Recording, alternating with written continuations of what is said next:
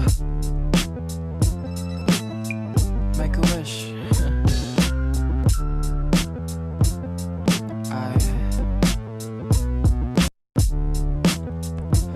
Make a wish. Yeah, yeah. Make a wish.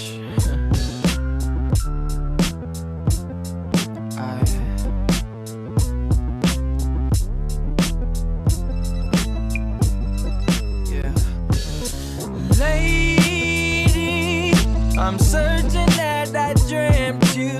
Overnight suspenses, leaving me defenseless. All these late nights, lost in my emotion, searching for devotion, someone I could laugh with out loud, and love amidst the empty space of my heart. I could leave with no doubt. I feel invincible when we create this art, baby. I'm just a shooting star. The way you pull me, the fall don't seem so far.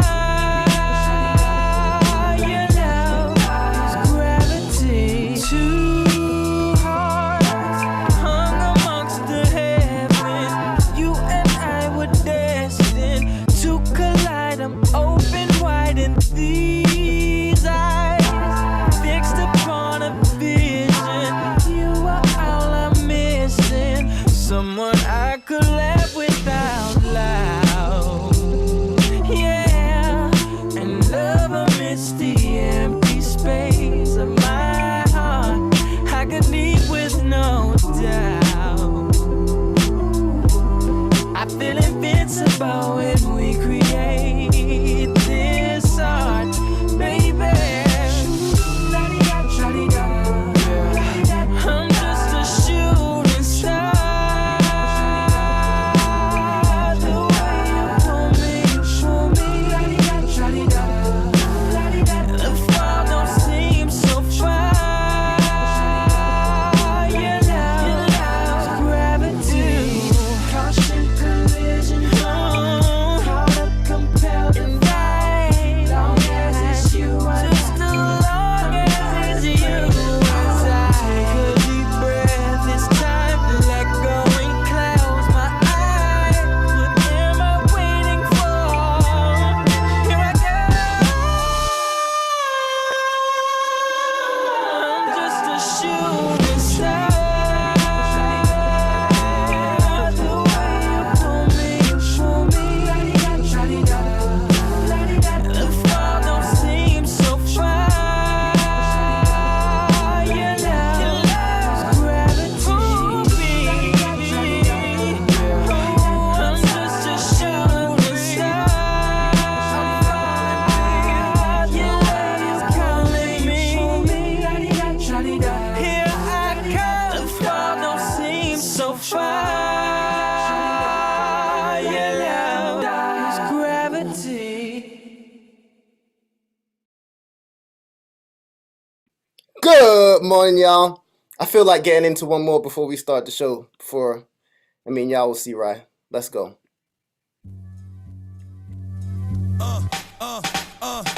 Niggas getting trampled on. What's all the fuss about? Sucking my dick so hard, I'm busting in their mouth, and then I stuff them out. Fold to the mid, fuck what I did. With no regard for a bid, wet you up while you with your kids. Slid into the shadows, cause I'm dark like that. I bark like that. Jet black, but I spark like that. But are they at when I get thirsty? Shit. Ain't a nigga strong enough to stand the worst it gets. Bits and pieces are all that's left. Niggas so scared to die, they hold their motherfucking breath till I pass. Cause they ask and I smell them. S-P-E-L-L-E-D-T-H-E-M, I spelled them. They make me have to swell one. I lump up one head, catch a body with the shotty, pump up one dead. Red alert, niggas is about to get hurt. You work the skirt like a jag on the murk. Nighttime is the right time for creeping. Vandalize your crib, rape your wife while she's sleeping. I've been off the deep end since I was seeming. That's why now I'm such a motherfucking demon. Screaming my bloody head off. Shit on my mind, I got to get off. Can't even hold the joint, that's a let off. A couple of rounds from the big 3 pound 7. That's about 1100 as of now. How can one man kill so many innocent people before the age of 20? Life ain't worth a penny in my book, faggot. That's why I took faggot shit. I'm a crook faggot, fat new leather jacket. I bag it along with the jewels, smacking tools out the hands of fools on the strength that they don't know what they holding. Niggas call me Taylor, cause the way that I be sewing. Shut up, cause I get up off my ass and skate, making more moves than you haul from state to state. I beat the great, and if a nigga tells you different, you turn around, you ask a nigga, fuck is you been sniffing? Cause when it come to ripping, I am the riff raff. Ain't got to say nothing, niggas know to give half. Motherfucker, Bump Flex, Volume 3, the final chapter. Rough Riders, Irv Gotti, Def Jam, right here. Rolling with the heads of those, the real stand up now.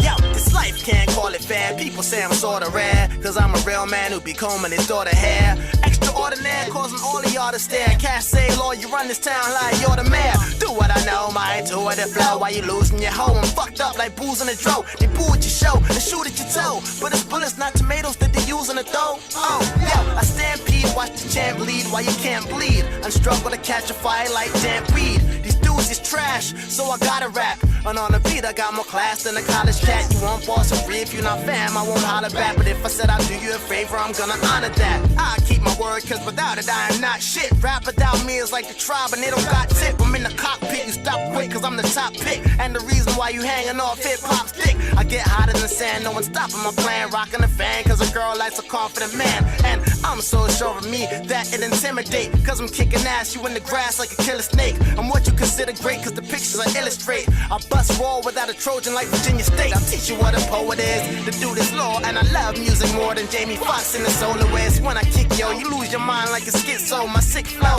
I won't stop till every bitch know. More or less for the conscious and the moralist. I don't give a fuck as long as they know the Lord the best. You better stick to the right wing, this is my thing, a side king, and there's nobody like him.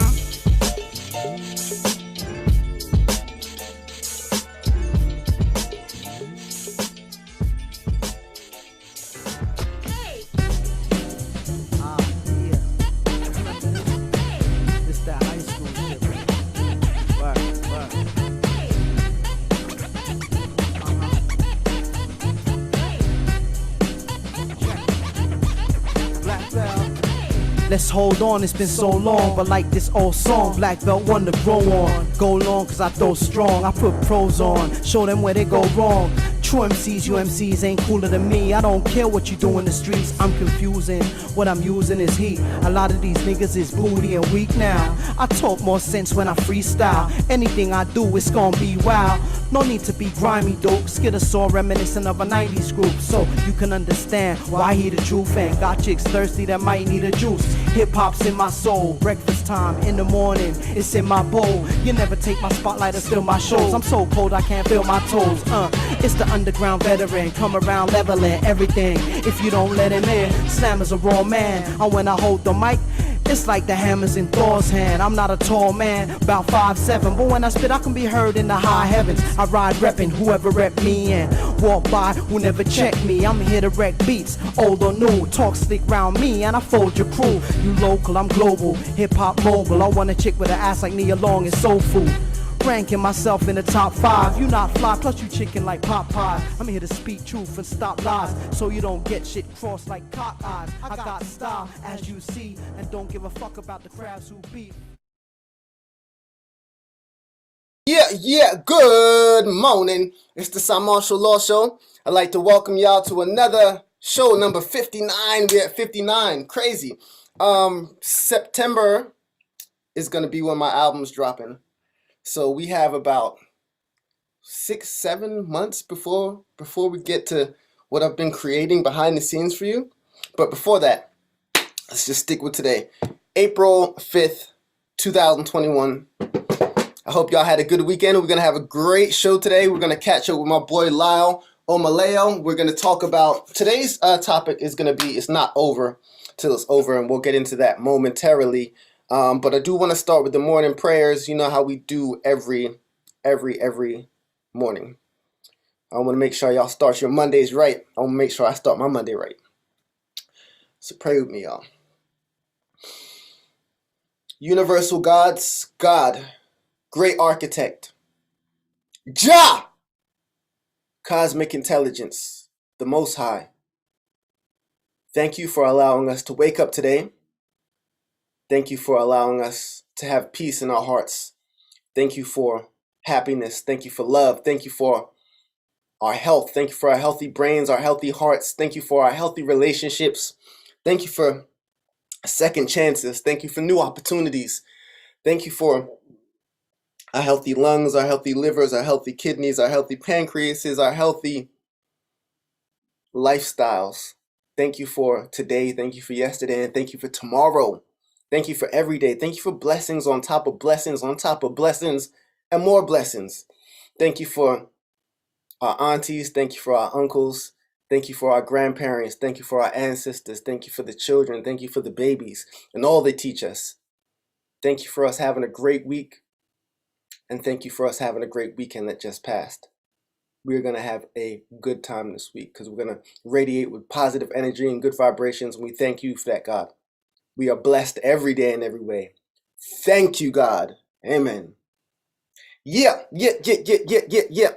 So, let's see here. Let me throw on an instrumental. Oh, I know what I want to play. I want to play Where Art Thou? Show and Finder. Oh, I don't have it. That sucks. Oh well, I'll go with this. Yeah. So, what made me think of calling today's show "It's Not Over Till It's Over" is that in totality, I feel like a lot of people my age are quitting doing the things that they love. And they're quitting doing these things because let me make sure that is turned up. They're quitting doing these things because they're following the laws of what life tells them is proper. Like when you're at a certain age, you should quit. And if you didn't make it to where you want to make it to, you should quit. Or another way I was thinking of it is today we're interviewing the brother Lyle. And I was supposed to interview him last week. I think last week, Friday. And he wasn't able to make it, unfortunately. And he was very apologetic about it. But I didn't take it to heart because I felt like the brother always has good intentions. And what I was trying to kind of say to him through text is that, yo, it's not over until it's over. We are guided by the universal laws. So in life, a lot of times, it seems like your last chance is over. It seems like there's no way you're going to succeed and get to the next level in things. But I personally have found that it's not over till it's over. It is not over till it's over. And as long as you have good intentions in your heart, and as long as you keep focused on the work, doing the good work, and you know what I'm saying, getting forward in life, making progress, I feel like you'll always have a chance to succeed. You know what I'm saying? So I want to give a big shout out to Lyle, who we're going to interview today, a very dope artist out in New Jersey. Well, we're certainly going to get into everything Lyle has to talk about. He should be joining just in a moment. I think he's going to be joining at like 6:15. But additionally, I wanted to say that I feel like we should keep shining no matter what. Like a lot of times we have like the worst days and we decide to dim our light because we've had a bad day, or we have a great day and we stop shining because it's like we see that things are going well. So instead of continuing to rise, we plateau because we're like, oh, we've gotten to a high place and there is no further to go. Well, let me tell you something. The universe is unlimited. So whatever you can imagine with your brain can actually happen in real life. You know what I'm saying? So I want you this week to focus on the bigger picture, the bigger dream. If there's something you used to want to do when you was like 8, 9, 10, and if you're like 38, 39, 40, whatever age you have, just know that it's still possible for you to come through on these things. Let's see here. Is that Lyle trying to join now? No, not yet. Let me send the invite to Broadway as well, just in case he wants to hop on. Yeah. There we go. Yeah.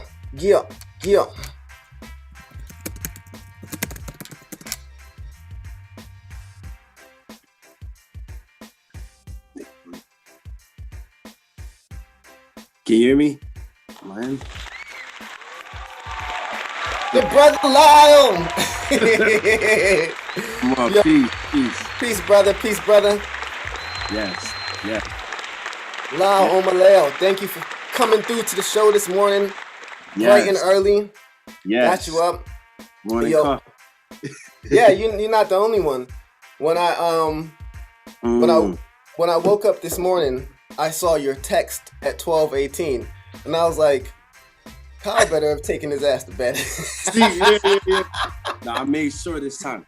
Yo, keep the CL. Much respect due. Word. When we connect with you, you know? Word. So let's just get into the interview. So first off, for the people that don't know you, just kind of let them know who you are, what you're about, what you represent. Yes, sir. My name is Lyle Omolayo. I'm one half of the Negros Americanos crew, hailing from Plainfield, New Jersey. I'm an MC, illustrator, educator, you know? And that's the size of it, you know? Dope. So I think the first time I met you was at a show in Court Tavern in New Brunswick, if I'm not mistaken. Yeah, and man. ever since then, you've been showing a lot of love. I've always had a good energy about you, and I definitely take note to energy because it's my main communicator. A lot of people feel like I feel like personally a lot of words come to miscommunication, but I feel you. Like, I feel your energy. That's why when like you kind of missed the show, I can literally feel your energy. So I know you had good intentions. So Yes, it's sir. like energy, and I've always felt your energy. You've always been like that, and I always appreciate you. So when you feel good energies in your life, I always feel like you should hold on to them because they don't always come around. Anyhow, what is your first memory of art, Lyle? Oh, man.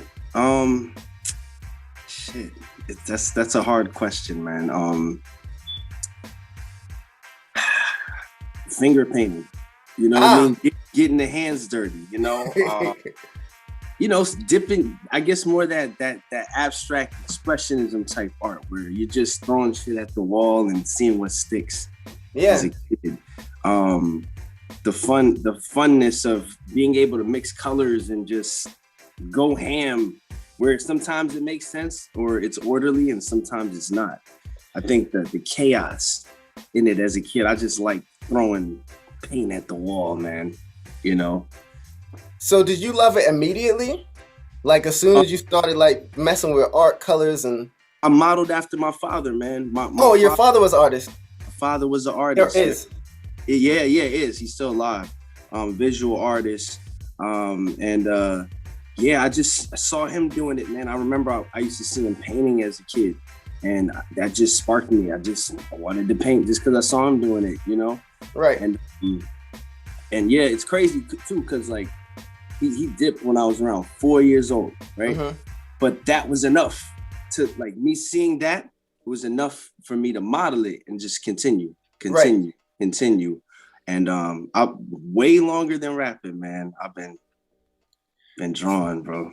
So when you want to express your emotions, and my bad if I told you I might veer away from the interview questions a bit just based on our conversation. So as an artist, because you obviously an illustrator and an MC, when you want to express your emotions, do you find it easier to do that through your illustrations or through your, writing abilities? I guess it depends on what it is, though. I guess it depends on what it is. So like certain stuff, I like drawing out and certain stuff rapping out. Like, all right, you know, some for example, rap relationship situations. I like drawing them. Like I drew like why not to take your girl to the show? You know, so she's like, right. When you go on and like you're an opening act and you're like, yo, like I'm here to like enjoy the show. You went on already. Like, like I like those types of stuff where I'm like, man, if I rap about it, I'll just sound like I'm complaining. But if I draw it, people, yo, oh wow, artists are humans too, and you know what I mean? Yeah. Like, we try to enjoy ourselves too, and we go through our nuances. Like as we're in it, as rappers, sometimes if I draw about rap stuff, it's sometimes more clear. You know what I mean? Right. Yeah. I know exactly what you mean. Rap about art stuff. I don't know. No, I understand. That makes a lot of sense to me, actually. Those are all your illustrations behind you, right? That's a dope background. This is the world. This is the world, man. This is the world. This right here is me. That's Lyle. Dope. You see floating around. That's Omolayo and different incarnations of him, like in different. Dope. So they all have different personalities, or? Yeah, man. In different situations. So like this guy in the middle. That's just Omolayo, right? Mm-hmm. He's the same as this guy over here, right? The guy in the middle is the same as the guy over here. Now, right here with the claws, like looking like a Wolverine style. Yeah. That's when you separate Omo and Lyle, meaning like Omo, child, and Lyle to give joy, child of joy. I was gonna ask you about that, so you answered it for me. Nice. Yeah, Lyle means child of joy. And it was given to me by one of my coworkers at Hubbard Middle School in Plainfield. Mm-hmm. I just came into the teacher's lounge and she was like, Omolayo, you know. I love it. So I love it. You know, and she threw that at me and it meant child of joy. And like ever since I just said, okay, I'm Lyle Omolayo. I wonder if she felt your energy and decided that was it, because that's what I feel like you have a joyful energy, a bouncy, like a good energy. So I wonder yo, she said that. She was like, yo, you bounce around the teacher's lounge. Yo, I didn't even know her. She just said, that's what I felt when I saw you was Omolayo. I said, well, my name's Lyle. She's like, well, Omolayo's your name. That's who you are. Do you know?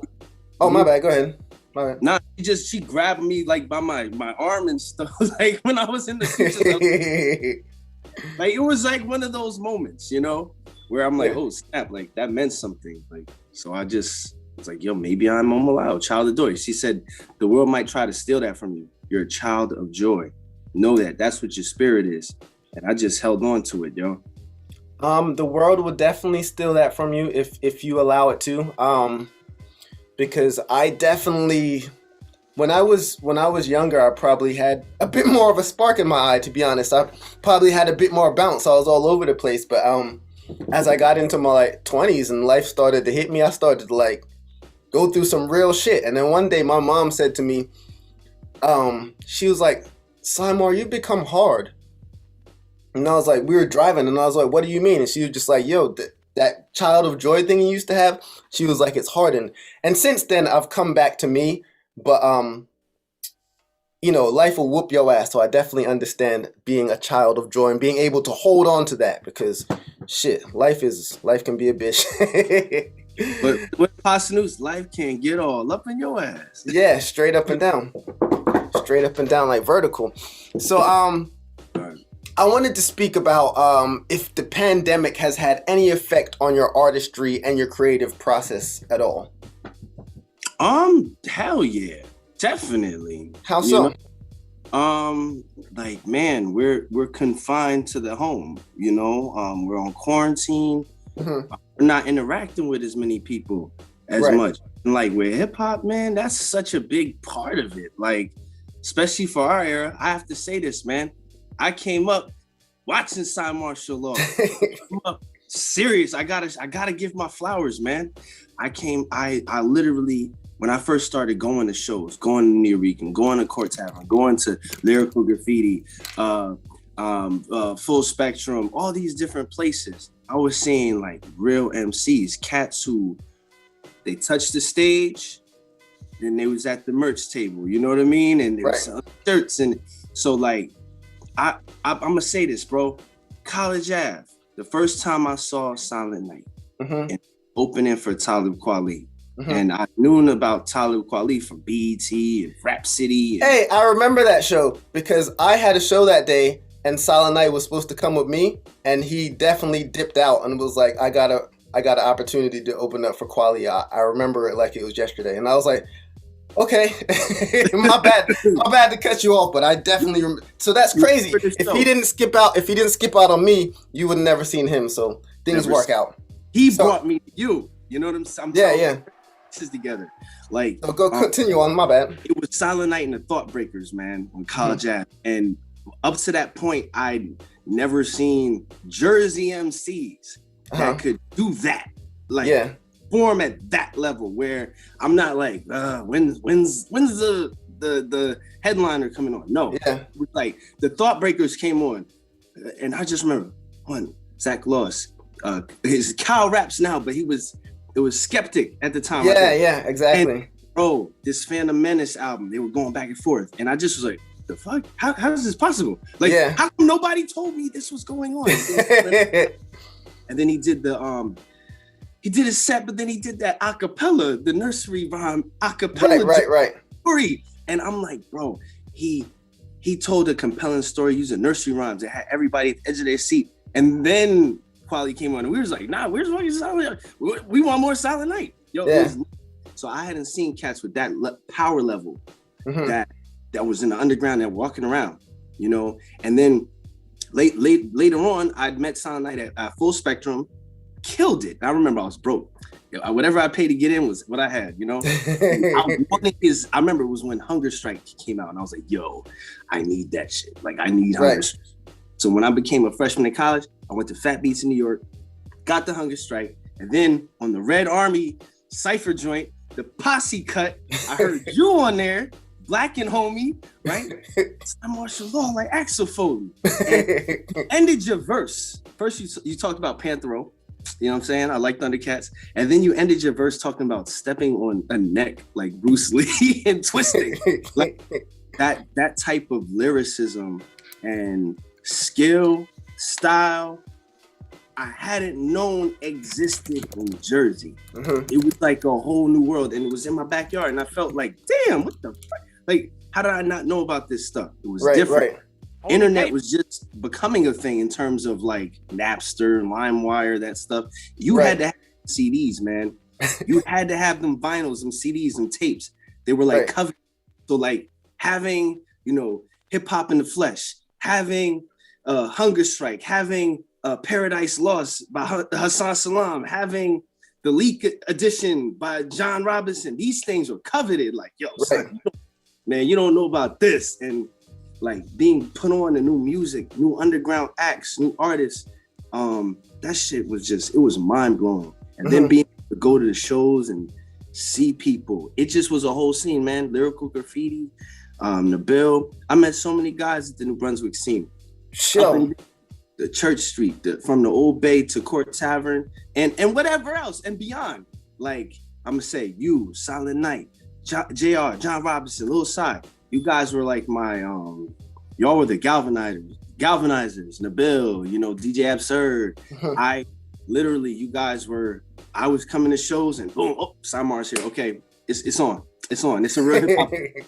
You add validity to stuff. No, seriously. I have to say this, man, because I never thought I would be in this chair sitting this way. You know what I'm saying? Like, yo, just like,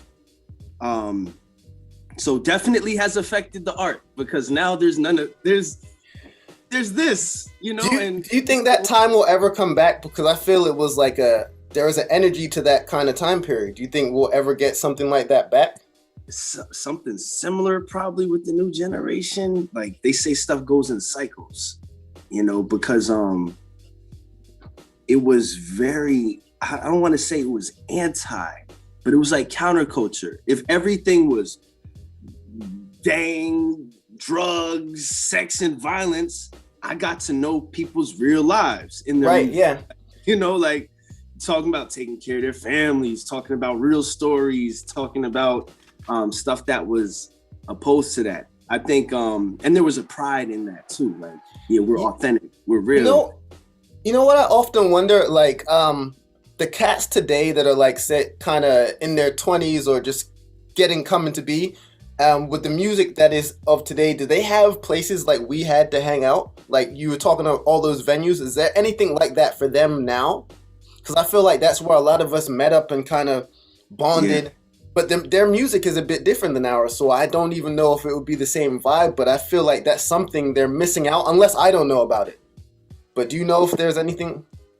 Yeah, I'm a dinosaur, man. I feel disconnected. You're not a dinosaur yet. I'm a dinosaur. Our focus was on like lyrical capabilities, cleverness, wit. So that we could get love in the spoken word spots, and I'm guessing with them because it's so turn up. I don't know. Yeah. Maybe at the clubs. Maybe they're on teen night. You know. I don't know if those trap guys do spoken word. Yeah, I don't know if it hits hard to a cappella. Right. I know without that beat, it might be a rap. You wonder what those ciphers look like? I know. I mean, some of the stuff hits, some doesn't. I don't know. I'm curious, yo. Me too. That is true. They have maybe clubhouse cipher rooms. That's my question. This is what I've been pondering. Like, if they got into like a cipher with some of our finest lyricists, would they like go in like their shit was hotter, or would they like shut up and back away? Because you hear cats rapping over like classic golden era beats and not quite. Yeah. Like hear cats, yo, Apostles Warning freestyle, but they're not quite Prodigy. You know, and it's like, it's like, yeah. I don't know, man. I don't know. I think there's a reverence now for 90s hip hop, but I don't think there's the same reverence for the cleverness and wit that them cats down on those beats. So I might love Biggie and Juicy, but if you ain't with the lyrics, it's like yeah, you should probably leave their beats alone. Yeah. Nah, I feel it. I remember back when I was first coming into my own, I had a mix CD, probably one you saw, one I pressed up on my own. I literally printed the shit out from my house and did the whole shit. And I gave it to a girl named Jenny Jive, and I seen her at another Harvest Moon show, and she was like, yo, Cymar, I didn't know you were that dope, this, that, and other, but I have one thing I didn't like. You on that Wu-Tang beat. You should probably leave the Wu-Tang beats. And I was like, well, fuck you, but I understand. Because I guess I probably didn't do the beat justice back then. I probably didn't have my style. I should probably revisit that. Anyhow. You know what it is. When you do I wasn't offended. I understood. Yeah. Wu-Tang. Woo. And it is the woo. Yeah, shout out to the woo. I actually skipped a question, so let me go back. When I hear music, I see colors, and I use those colors to paint my picture. When you draw, do you hear music? I hear voices sometimes, yo. Legit, yeah, I hear sounds, yo. I'm not surprised. I thought you might, but go ahead. Like over my shoulder, that's the lizard up in the here, and I just hear. I hear obliteration, and I see Omolayo. I hear encouragement. You know what I mean? This way. I hear encouragement. Definitely. There's music in the art. Right. This shit it makes me happy. Right. You know what I mean? Real talk. I draw a lot to DJ Spinner, yo. Yeah. Yo, real talk. What about DJ Spinner's beats make you write? I don't know. His shit's always on point, man. I don't know. Man. I became a super fan, and I'm sounding crazy, but the second Polyrhythm Addicts album got me like OD on DJ Spinner, because I don't know, man. I don't know if it's his riffs. I don't know if it's his loops. Mm-hmm. his shit's just nice. That's the type of production I like. DJ Spinner, Large Professor, that shit. Yeah.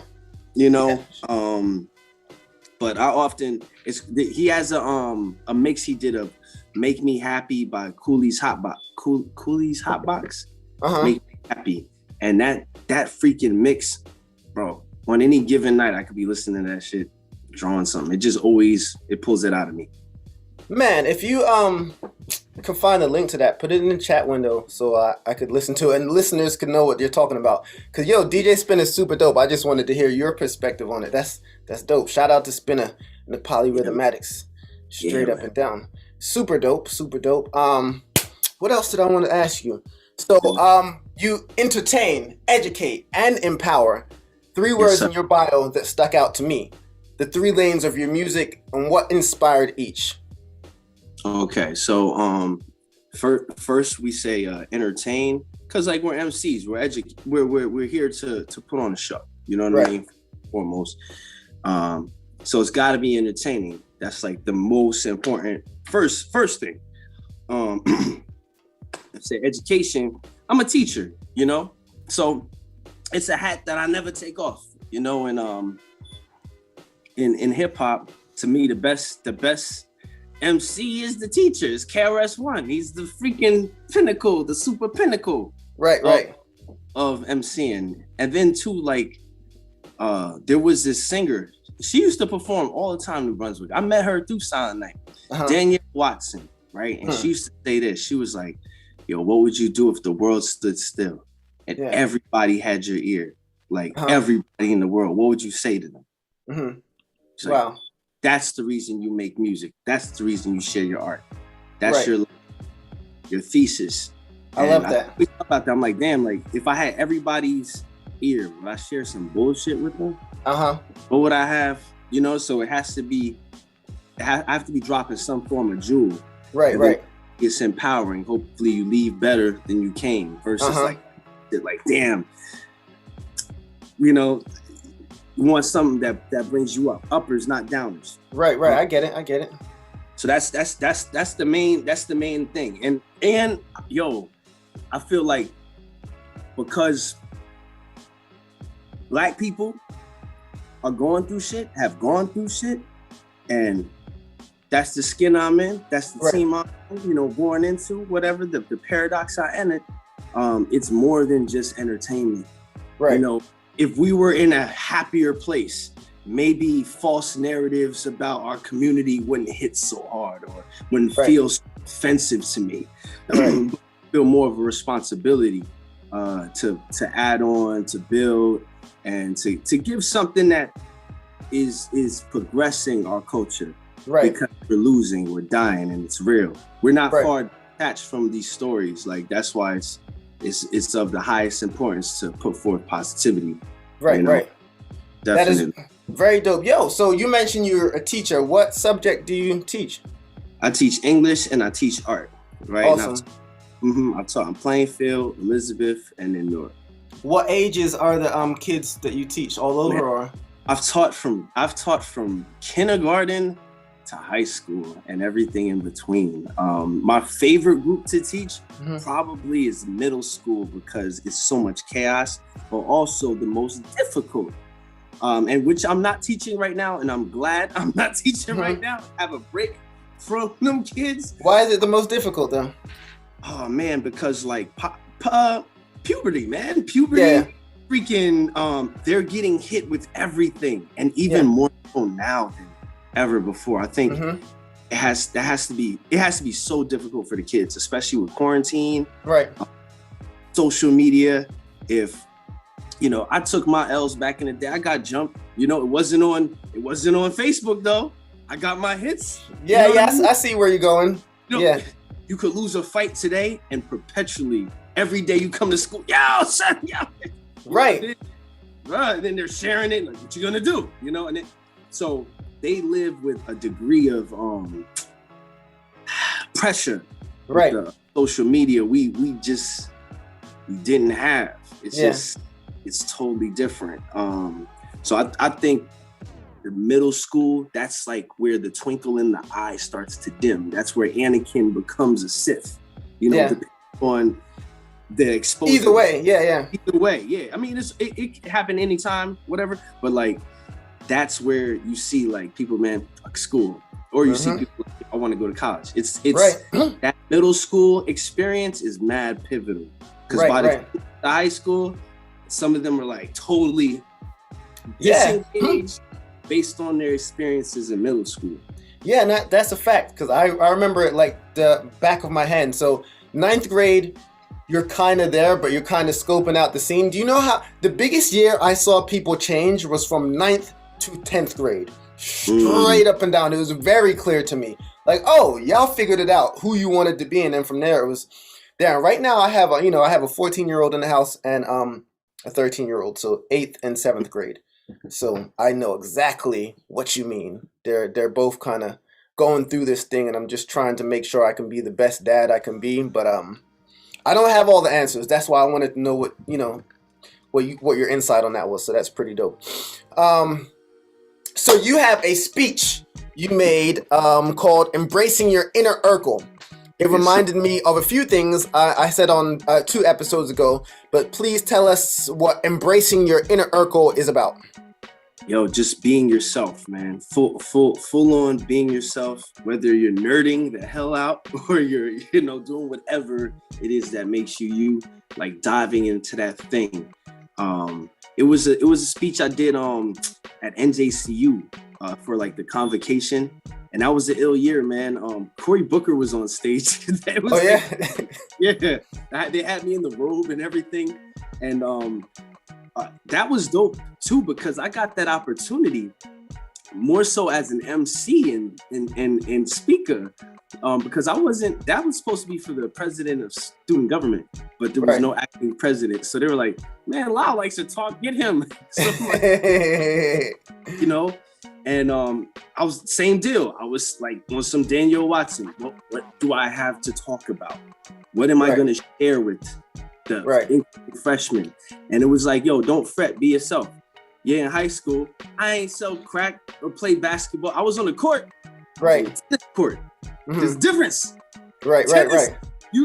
Tennis ain't the most masculine sport. You know what I'm saying? So, Stop it. I'm just keeping it apart. I wasn't, okay, let me keep it in era. In 2004, 2000 to 2004, 50 Cent was out. Dipset was out. Beanie Siegel was out. Yeah. I remember 50 Cent had a freestyle. I was on the block. He was playing tennis. When that came out, tennis. I had my racket. I was like, man. So I like tennis. Yeah, man. So, my status wasn't hood. So that embracing your Urkel, embracing those things that make you. So whatever it is, if you like freaking mechanics and cars, or if you like poetry or cross, whatever those things are that you love, grab onto them, feel good about them. And I was saying this, and I feel this is the truth across the board. With picking up a Laura, you got a Myra. You're facing this Laura. There's a Myra that likes you for you. And whatever you do as a bro, as a man, as a person, I think if you're good at anything, regardless of what it is, whatever you like, if you're good at it and passionate about it, that shit's gonna shine, and you're gonna attract whoever respects that or likes that. And I'm like, oh, wow, he's good at fixing cars, or oh wow, he plays the sax pretty good. I like him. Or wow, he's a great photographer. That's super dope. And I hope that the listeners took heed to everything you said. That's a very, very positive message and a very needed message. So I want to get into a couple songs and then come back to the interview. So every day we have a song of the day, and I did have a song of the day, but based on what you said, I wanted to change the song of the day. And then after I play the song of the day, I want to get into one of your joints that I appreciate. So stick with me, y'all. We got Lyle Omolayo. My name is Cymarshall Law Show, episode 59. It's not over until it's over.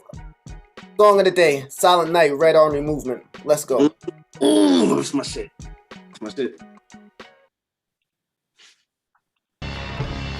Red Army's in the building. Yeah, let's get into it, man.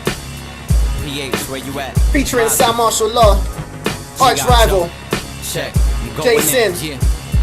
Yo, yeah. And yo, the bells rang for war, shells, tanks, and all. Neck snapping off like his headbangers ball. Frail rappers bail after Red Army storms. Ain't no red rags involved, but my set bang for sure. Respect that, a step back, you slept bad for y'all. Must have had your head wrapped in the med band and gauze. I left half your brain in the med laboratory. Stuck on BS like US at its core. These pet amateurs think they rep, not at all. You ain't sunning nothing the best, you stepdads get lost. False, phony, fraud, carbon copies. Need to get off the source, get a job or a hobby. Better not be thinking you so sincere. And the first time you ever rocked the show was this year. At least get your weight up, keep sharpening your skills. Cause for real, there's a million other artists in the field. Got me feeling how I felt back before the mean buzz. When I ain't even know what a 16 was. I just black for anybody I could rap to. Any cipher mic they had, it was bad news. Not as Admiral is glad to. We'll spat news, a pack room. The cats knew the duck shrapnel when you can't move. And that's cool, I'ma leave it at that. Take a seat and relax, let the team eat the trap. I'm black and homie, spitting fast or rapping slowly. Either way, it's a martial law like Axel Foley. Hightower, Jones, Tackleberry, and Mahoney. Jersey Flame, married to the game, unholy matrimony. I'm the real thing, but most of these rappers phony. If you get a little fame, they gon' act like your homie. But I ain't no clown, I never did like the circus. You wanna throw down, but all you gotta whack verses that are worse than the Ku Klux Klan burning black churches. You worthless, I'm priceless, I'm Jersey's finest. Call me your highness, fist up like I'm the fucking champ. And I ride a track like Panther in the Thunder Tank. I'm spitting bare flame, hip-hop is fair game. I'm coming up like the wheels under an airplane. Some martial law, who me getting my respect? Cause my flow's crack like Bruce Lee stepping on a neck. Shit, I don't mean to be rude, but I thought I told you before. Stupid, ain't no other thought. Grab a battle with the metaphor. Since a fucking animal, the least is dragging on the floor. They unleash the savage that'll damage all. Bash you through your door with cannons and the sword. Yelling if you're man at all, man up and take a fall. I expedite your jaw from your face to the fucking ground.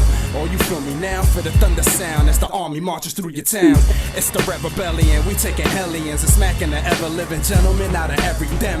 I'm a sick man, damn, I'm so sick with it. My wit is sick, never get mad, get livid. The best position to be is next to us. Cause once the dust settles, be prepared for the exodus. Exit the front, enter the back of the black hearse. Parked in the back of the spot where you spat that whack verse. Lyrics and bars are lyrics and bars, but the shit we hitting with is definite hard strikes to your squad. I'm about to sound the alarm, be prepared for the dawn of the red. The army is here, dog, enough said. I put my fist 2 feet through your weak flesh and leave with my arm red. Why after arm, my army red? You like text, man. Why arm my army with bombs and artillery? Charge your offices, mar your squad and set harm your soft cadets, slaughter officers. That's how Red Army do. Arch rivals not run of the mill, but one of the ill cut. You fucks in the grill from forgetting that I'm lyrically too nuts, physically $2, both plus powerful enough to tip your tour bus. With arm strength from arm's length, you aren't I, so I try. My victories are flawless, I do not lie. Disrespecting, I promise. I comprise my regiment of the smartest. Albert Einstein, show you what a savant is. I can't tie my shoes, but the flows are retarded. Yeah.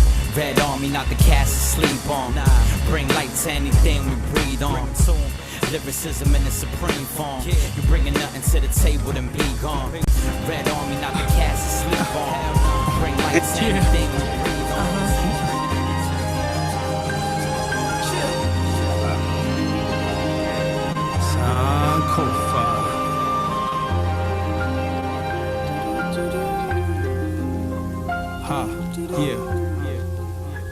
Yo, I forgot who I was. You know a nigga traumatized. Before I was made into a nigga, yo, what was I? I look into the skies and analyze the stars, constellations, relating to the atoms on Earth, cross turf. Foreigners came who crossed first. Thoughts of supremacy, now you lost worth, lost worth. The religion say my people are cursed. We in need of some assistance, they commission your hearse. Profit is first, freedom is last. Think not. They building up a prison for that ass. A decision from a council of nations at the Berlin Conference. Plans of invading, dividing up nations for rape and the pillaging. Men, women, and children in the villages. They regard that shit as a holy pilgrimage. Church killing shit. And the Vatican benefits. Lyle Omolayo, let's go. Can't really pretend that I know, but I'm skeptical cause history goes. Warp messages, books written by sex predators. We are like apes to the editors. But they remember us. Never forget. Yeah, Don't think you back. remember? Think back. Check it. Yo, I put some parliament, the capital steps, yeah, and all of it, leaking out the Constitution and every document. I take a shit in the mouth of the Speaker of the House. Now hog tied on the couch, held for ransom. Blackface rapping, Ted dancing, the open palm smack. Behold the avalanches, Comanche helicopters, drop from witch doctors, rearranged, and they didn't use a chopper. It's spiritual.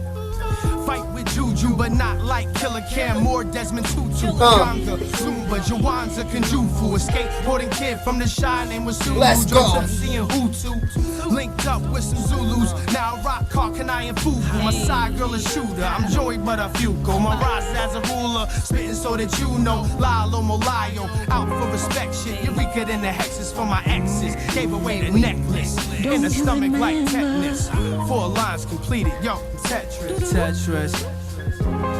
Think back, but they remember, right? Don't you remember? Think back, think back.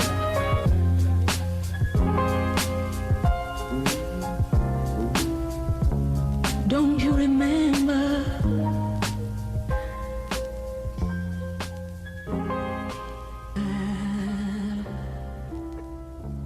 Don't you remember? Hey. Salute. Peace. We are back. We are back with the boy Lyle Omolayo. Respect. Yo, that last joint was your joint we played. It's called Do You Remember? Tell us a little bit about what made you write that joint and about the joint. Yo, man, just Do You Remember is a rap version of 20 Feet Tall by Erykah Badu. You know, like it's the rap version of on the Richard Pryor show when he went to Kemet and was like, oh shit, the Black Gods made this? Wait till Word up. It's like, yo, if we remember who we really are, we won't accept any of these inferiority complexes, stories that we can't build things, reinvent things, make shit fly, cure anything. Right. It's connecting us to the timeline of human history, you know, like it's just going back, you know. I used to watch my whole way of ninja, yo, is like I watch 60 Minutes Saturday Night Live. Then the next morning I watch Like It Is, you know. So I got my information, my comedy, and then the next morning I got that Black empowerment information, and that's what that is, you know what I mean? So I'm like, I'm being funny, you know, I piss on Parliament, the Capitol steps, and all of it. But yeah, I like that line. Talking about some real shit, like, yo, you know, I said, you know, Twisted Messages, you know, books written by sex predators. You know what I mean? Yep. Dope. You know, so touching on those things, man. Knowing our prominence, knowing our worth. Was that a single joint or was it off a project? You know what? I put it out as a single kind of, but it's off of Kiss My Black Ass, the mixtape. Okay. It's a project I put out last year in quarantine, actually. I put it out last year on my birthday, 2020, and I divided it into two butt cheeks. So it's like because some tape. I did see that. Side A, side B, right? Left cheek, right. You know, so that's I just, instead of side A, side B, I called it. I like it. Creative. But yeah, just two, because like, yo, right now everything is, yo, I got this 1 minute song. Yo, I got this 30-second single. The attention span is like condensed. And right now I'm like, yo, you know what? I know I'm not your quick nut. You know what I mean? There's tons of rappers that you can get that off. Maybe on a magazine, you know, on a novel, whatever. So for who feel like listening to 15 minutes of music on a track, it's different tracks. There's some gems in there. Maybe it's your type, you know. I'm just trying to find my niche crowd, yo. I'm telling you, seeing you, seeing John Robinson, seeing Silent Night, seeing Venomous, seeing Hassan Salam, seeing, you know, CF, seeing Ty Phoenix, seeing all these MCs. I'm Elder Sensei, seeing, you know, all you brothers and sisters. you guys have shown me it's possible. You can go to your tribe. I've been fortunate enough to have had folks who have modeled the path. Like, yo, everybody don't gotta rock with it, but those people that rock with it, rock with them, you know? Yeah. The soul rockers, man. Freaking, I learned from Fuse, man. Yeah. You know? I can dig it. I dig it. You know, So- like, yeah. So speaking about your tribe, your group Negros Americanos formed in Panama. Yes, how sir. did that come about, and like why Panama? Panama, right? Yeah. So originally, me and Jordan both from Plainfield. He's from Newark originally. They moved to Plainfield. Okay. But Plainfield, and then we wanted to. At the time, we were looking to form something similar to like the Fugees, Right. that can speak to the diaspora. Right. But what we wanted to do was include members throughout the diaspora. So I was, at the time, I finished undergrad and I was working at Yale University as an organizer, as a union organizer. And then Jordan was getting out of school, and I had known some people that were cool with the Zapatistas in Mexico. So originally, Negros Americanos was going to form in Chiapas. Oh, word? Originally, yeah. And yo, That's crazy. But it would have gone a total different way. But I'm glad because we might not have made it back. You know what I'm saying? Right. People, training out in Chiapas, the freaking U.S. authorities, as soon as we came back, would have been like, nah, what are y'all up to? Like, right. Nah. Yeah. Cut all that out. We'd have been in Guantanamo, bro. Probably like that's some crazy shit to even think about. But we knew some Panamanians in Plainfield. Jordan did, and he connected us with the family in Panama and said, yo, let's try here. There are more Black people. If we don't say anything, we could look Panamanian. And the chances of survival are much higher. Even though it's still volatile state, it's not on the same level and for different reasons as that part of Mexico. So we chose Panama, and it's a beautiful, beautiful country, man. And the Jamaican influence, gotta say, the Jamaican influence, again, like it all comes back around, right? In Panama is ill on a music level and on a cultural level. Panamanian Spanish is Spanish with a Jamaican accent. I would love to hear a full song with that twang. That shit sounds dope. El General is lauded as the father of reggaeton. And he's Jamaican ancestry, Panamanian. Everybody's grandma, abuela, is from Jamaica in Panama, in a spot called Rio Bajo or Colon. Right. They built the canal. They had Jamaicans come in, Bajans, Indians from India, and then Chinese to build this canal.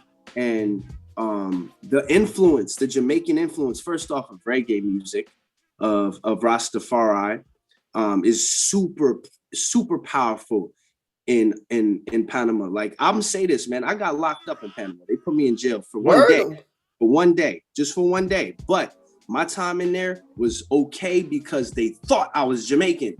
It was not until they found out I was from the United States that it was too late. It was like, yo, I was faking in the jail, bro. I was not. First off, United States, yo, I was trying, bro. I was trying. I felt like Dave Chappelle on Half Baked when he was like, by the beach.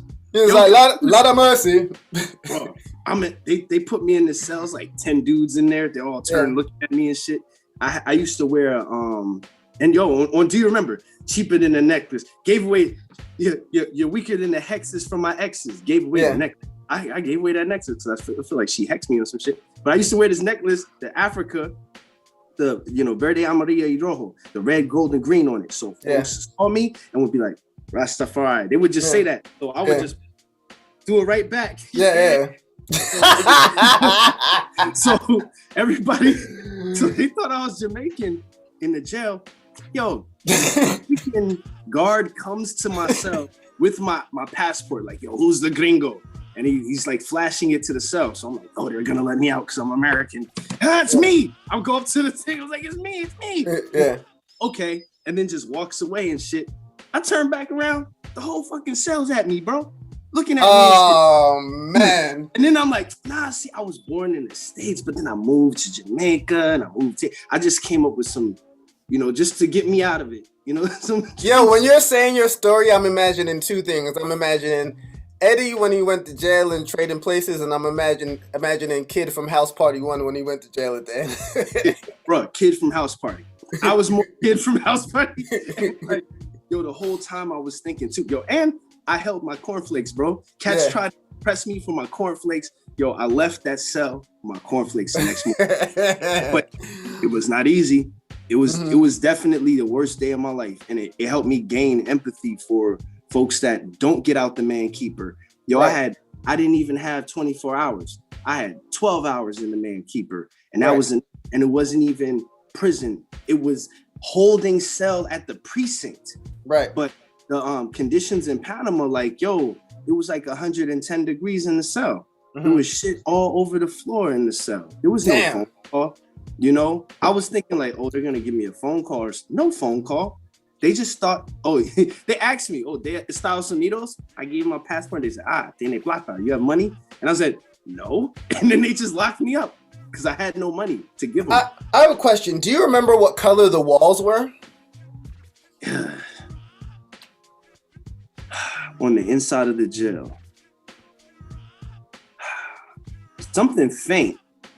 Like a gray or something, you know, but I remember it was shit.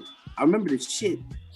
The reason I ask is because I used to hear that in Jamaica, not that you were in Jamaica, but I used to hear in Jamaica the walls inside of the jails are red, and they do that to like make the prisoners crazy. And I never knew if that was like just something I heard.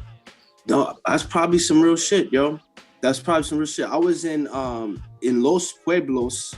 I was in that precinct in their holding cell in Los Pueblos, in the area in Panama. That's in the city. It's like different neighborhoods. And I was in the I didn't get transferred to La Jolla. If I did, we wouldn't be on this interview. I don't know of any guys that went in that came out that aren't like, you know, Freddie Fox type. You know what I mean? Man, oh man. There was this dude, his name was Puro. And he did 8 years, and he was kin to our kin that was down there. So when we went into the neighborhood of Concepcion, we were looked at as relatives, sobrinos de puro. So we had his respect rolling with us. And I remember he's telling us, "Oh yeah, I did 8 years. It was fine in there." "Oh yeah, for what?" "Oh, murder." "Yeah, people treat you nice." I'm like, "Treat you nice, my friend." You know, and because like in that jail, bro, they got guns in the jail. Freaking the gang control the food. So like you ain't affiliate, you ain't eating. It's just like that. And there was one person we had known who's now out. Her name's Laylee, and she's doing great, man. But had gone through some real stuff, and one of her dudes that went in never came out, man. It's, man, sorry to hear that. The men's jail is not to be played with, you know. Sorry to hear that, man. So moving right along, that's crazy. So you have albums, rainy season, then dry season. Musically, what season is next, and what can we expect from your next project, your next season? The next project that's coming probably is called Ugly Duck as Fuck. Tell us about that. It's just about being, you know, having a jewel, but being in the wrong place. You know, you could be the Muslim, but you're in the synagogue. You could be the Jew, but you're in the masjid. You have to go to where you'll be appreciated. And it's not saying that one's better than the other either, but just going where you'll be appreciated. For example, if you know, let's say we had MF Doom just passed, and we had King Von who just passed, right? And these are two different MCs that have two different demographics that they reach, you know? Right. And to one, you know, they've lost their Christ, and to another, they're like, who's that? You know? Right. Where you are. And just being in places where you'll be appreciated and not the opposite, because that's what sends people off the deep end. That's what gets us depressed. That's what has us feeling like we're worthless, because we're in a place where our worth isn't being valued. Right. Yeah, that's the jewel. That was one of the first lessons my mom taught me, actually. Go where people want you to be. Don't. If you know that someone doesn't want you around, don't be around there. Like, as simple as that. Yeah, I get it. So, do you write music or draw pictures faster, and why? I think you kind of told me this answer once, but I want the people to hear your perspective on it. Yeah. Shit, man. It's hard to say. It's hard to say. It's hard to say. Sometimes I might draw faster than write. I take forever. Even out of Negros Americanos, out of me and Jordan, I'm the one who takes the longest to write something. And a lot of times too, if I'm writing, I'm not drawing. It does happen sometimes where I'm like, yo, I hear a beat, write, and then get off and then draw. But usually it's either or. I think it's like, I don't know, man. It's a spiritual energy thing. Maybe if I'm shooting a fireball, I can't do the flame on my uppercut. I like that analogy. Can't. My fireball is like Dan Gadukin. Yeah. Even at there are days when I'm like, yo, let me, like, I'm writing to your joint now, and I'm like, this ain't it. I know I have better, and I'm like, nah, I gotta come with it. But then that same night, I'm drawing some shit, and I'm like, man, I put it in the wrong slot. It's kind of like, yeah, go ahead. I suppose we have times for everything, because to what you're saying, I'm a producer as well, but I don't make beats all the time. It's like either I'm always making beats or I'm always writing, but it's usually never both at the same time. And the same goes with me and like reading books and watching. Either I'm reading 100 books at the same time or no books at all and watching all movies. So I definitely understand what you mean about there's a time and place for everything, I suppose. A different chamber you get locked into, and then when you catch that inspiration, you're like, yo, let me stick with this so I can flow with it. Right. Right, these are the facts. I understand. So you are now working on your book, Coloring in Color. Tell us about that and the inspiration behind this. Oh, snap. Let's see. Do I have one? Bam. Ta-da. Coloring in Color. This is my book right here. Dope. And it is a coloring book that is 50 pages, and it's all people of color, every single page. You know what I'm saying? And it's beautiful faces and amazing places.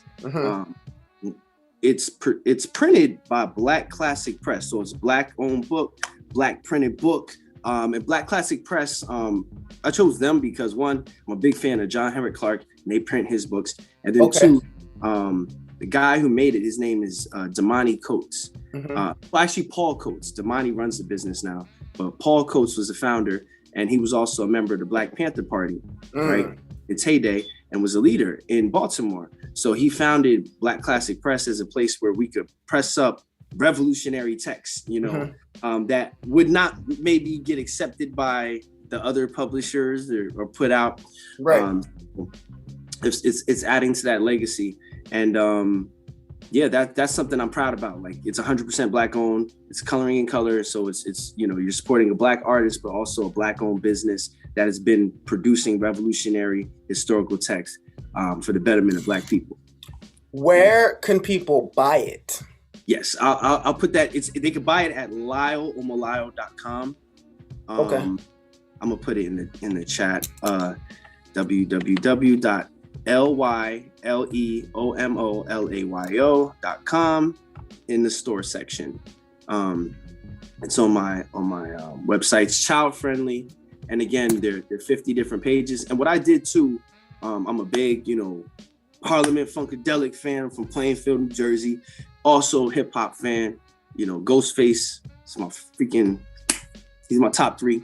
So I love Wu-Tang, and what I did was throughout the book, I hid little gems in there, and I put him in there like Easter eggs. Yeah, he's in there like Where's Waldo? You know what I mean? So, Ghost. Well, Omolayo is. Okay. But on the Ghostface tip, on the purple tape, what he say on criminology? First of all, son, peep the onset. Many call me Doe Snatcher, just a brother for the rapture. I hang glide, holding on strong, hard to capture. Let's see. Let me see real quick. I hang glide, holding on strong, hard to capture. You see that? Yeah, word up, dope. Oh, that's dope. So they're little joints in there where it's like, okay, okay, that's from that song. So you know, they're little gems hidden within the landscapes. Dope. I love it. I'm definitely an Easter egg guy. I'm the type of guy who will watch an episode of, let's say, Falcon and the Winter Soldier, then hop straight on YouTube and look for all the Easter egg videos, then watch Falcon and the Winter Soldier again. So that's dope that you put some Easter eggs in there. I always love that. I always love surprises, like on things like that, or on albums when someone has a bonus track or just something unexpected, dope and creative. So shout out to you for that. Dope. You created a scholarship for your alma mater, Plainfield High School, called the Imagine Book Scholarship. Please tell us about that. Yeah, so the Imagine Book Scholarship, it started in like 2006, and it first was just, Imagine is my first album. So my first album, I was like, yo, it's gonna be a fundraiser for the scholarship, right? The freaking album took longer than the scholarship to make, so I had the scholarship before I finished the album. And I used to just, when I was in college, I was on academic scholarship. I was getting scholarships every year. I was applying for them. I figured out the code while in college, to the point that I was like Lauryn Hill, racking up scholarships. I had more liquid assets in college than I do now. And it's freaking nuts thinking about that. But it was like, I started, by the time I figured out, yo, if you're in residence life, they pay for your room and board. If you work for EOF, you get a hookup there. If you're in the TLC program, boom, you get in student government, you get tuition reimbursement. I kind of figured this shit out. I was like, shh. So then, besides, at the time too, when I first came out, I ain't had no girlfriend. So I was chill. I just had a little that bachelor pad, and two, I was saving. So all I cared about was like, Karis One's gonna be at SOBs on the 25th. That's all. I'm going to there. I'm in there. Walee's is performing at Rutgers with the Thought Breakers and Silent Night. I'm in there. Sadat X is gonna be at Court Tavern. I'm going there. Master Ace going to be at Old Bay. Pace One. I'm in there. You see what I'm saying? I cared about that type of stuff in college. So that was, I'm like, I'm gonna go hard in these books and all that. But coming up, I know is this hip hop.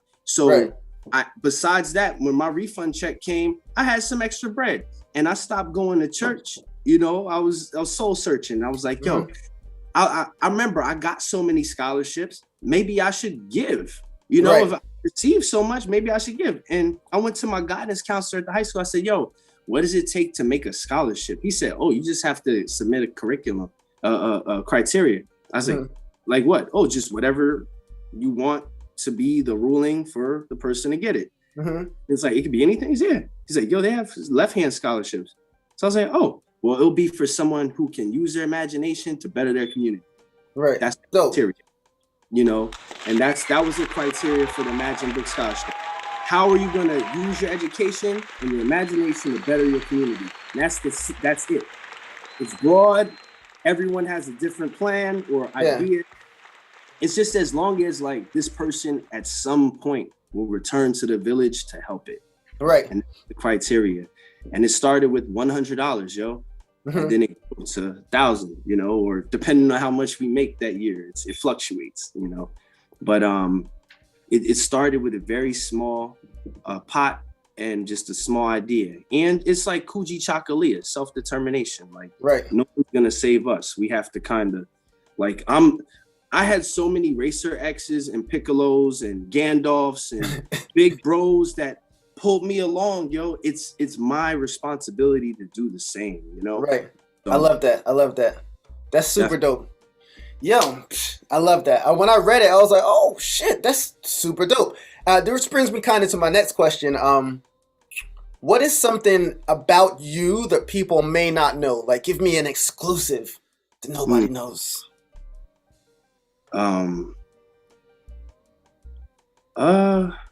Let's see.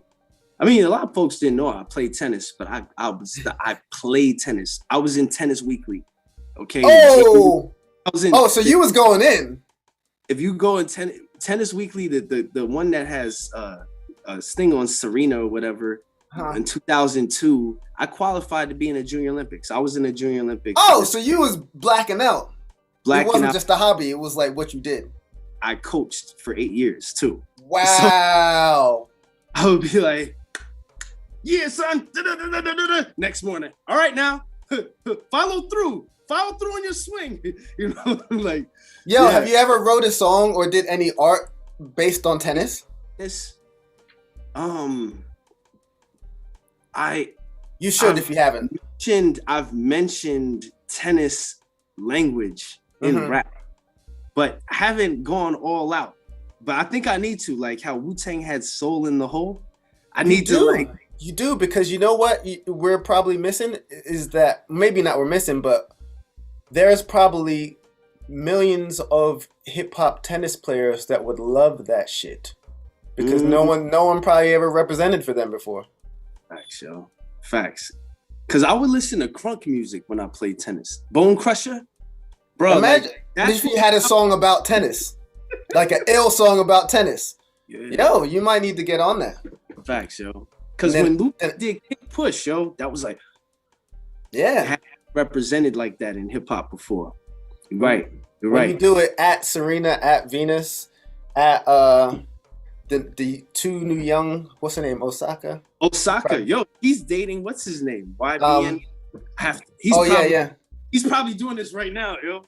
He's probably on it right now. Yeah, if I was him, I would definitely learn how to play tennis from her. Yo, and for a video. Remember when I think it was Memphis Bleak and Jay-Z, "Do My Ladies Run This Month"? Yeah. They were playing tennis against Serena in that video. You're right. Use that as a thing because people are like, man, you soft as hell playing. I was like, nah, man, look, Jay-Z playing.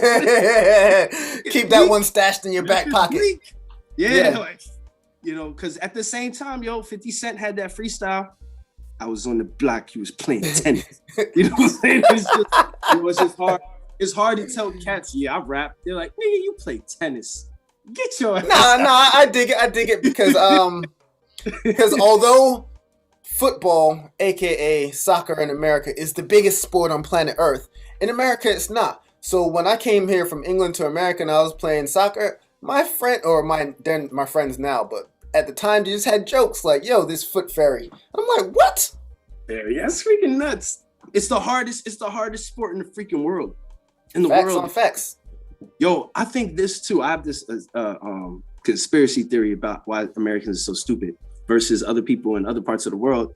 I think, yo, soccer being the biggest sport in the world, like when you just said England, it'll be like England versus Switzerland or freaking, you know, Ghana's going against Brazil. So you're automatically putting yourself on the world map as a player versus domestically. Here it's just American football. Yeah, Cleveland is going against New York. So it's all domestic. That's all we end up caring about. Because I teach ESL students, and they're from China, they're from Brazil, El Salvador, and yo, they're just knowledge of other countries outside of their own is so much vaster.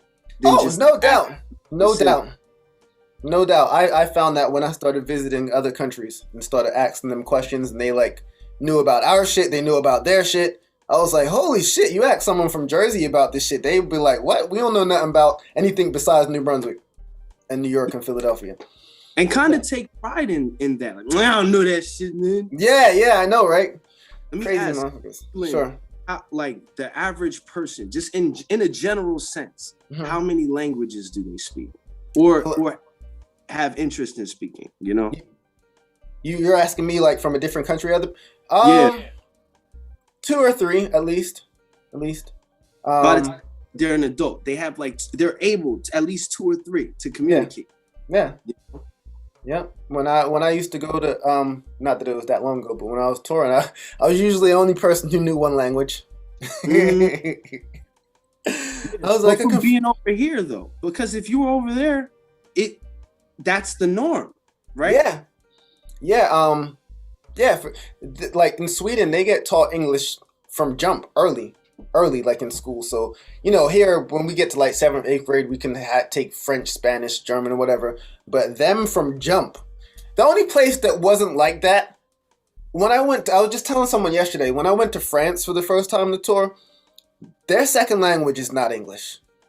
So I remember how I left my toothbrush like in a different country, and I got to France, and I was like, yo, I need a toothbrush. And my man was like, yo, just go downstairs to the store.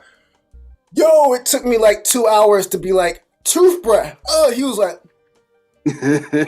And then finally I got a toothbrush. But France is not the country to get lost in because, you know, I'm not that they don't speak English, but it's just not the second language. You might get caught somewhere where they don't speak English. So yeah, let me see where we at. I kind of skipped some questions because we kind of got into some things already. But we kind of come to the easy part of the interview towards the end. We've been talking for a while, and that's a good thing.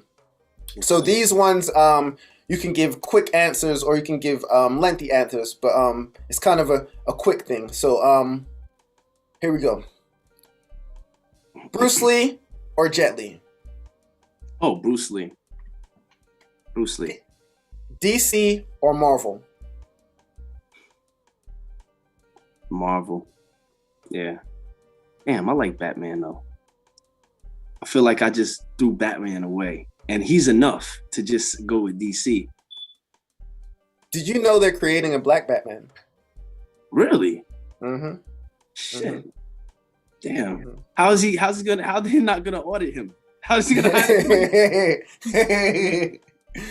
What's it got to do to make $500,000 without the FBI catching feelings? Wow. Also being a vigilante. You know what I mean? We'll see. I can't wait. I cannot wait to see that shit. He'll get pulled over. Mm-hmm. Oh my days. Oh my days. That shit is so funny. You think he could Commissioner Gordon as a black? Oh man, yo, you too much right now. Like, you think that could? It don't work the same for us, yo. Certain stuff we can't get off. We can't run outside.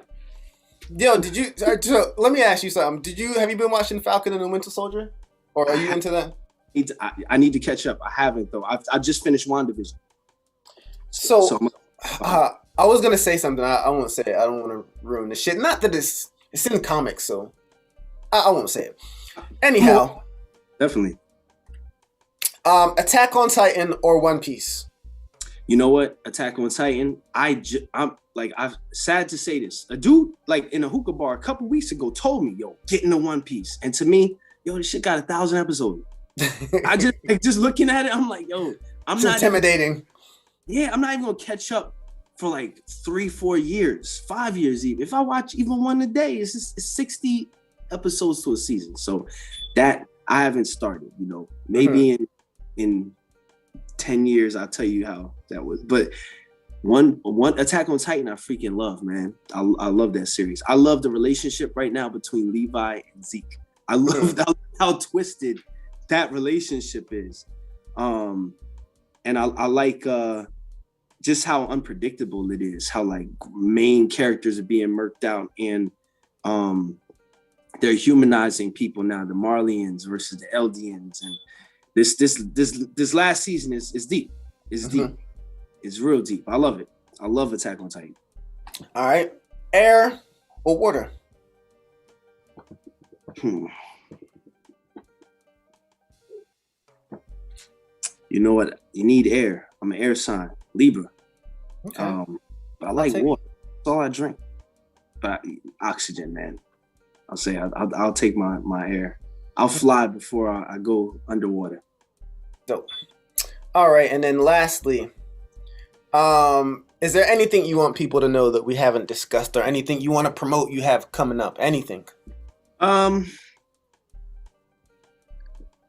Right now, my most important project that I probably put out or have been working on is a coloring book, man. This is something that's fed me in a way that is just different than rap too. You know, it's just a different thing. Just like getting back to the art. So I've been jumping into the visual art world way more and promote my comic that's coming. Life of Lyle Omolayo. So that's kind of where my head is at. And I have more music coming. There's definitely going to be a follow-up to the second part of dry season, because there's desert and dessert, right? So desert, I'm just complaining about not being able to get any chicks in Panama and beyond, perhaps. But dessert, I'm talking about, okay, now I've got somebody or two or three.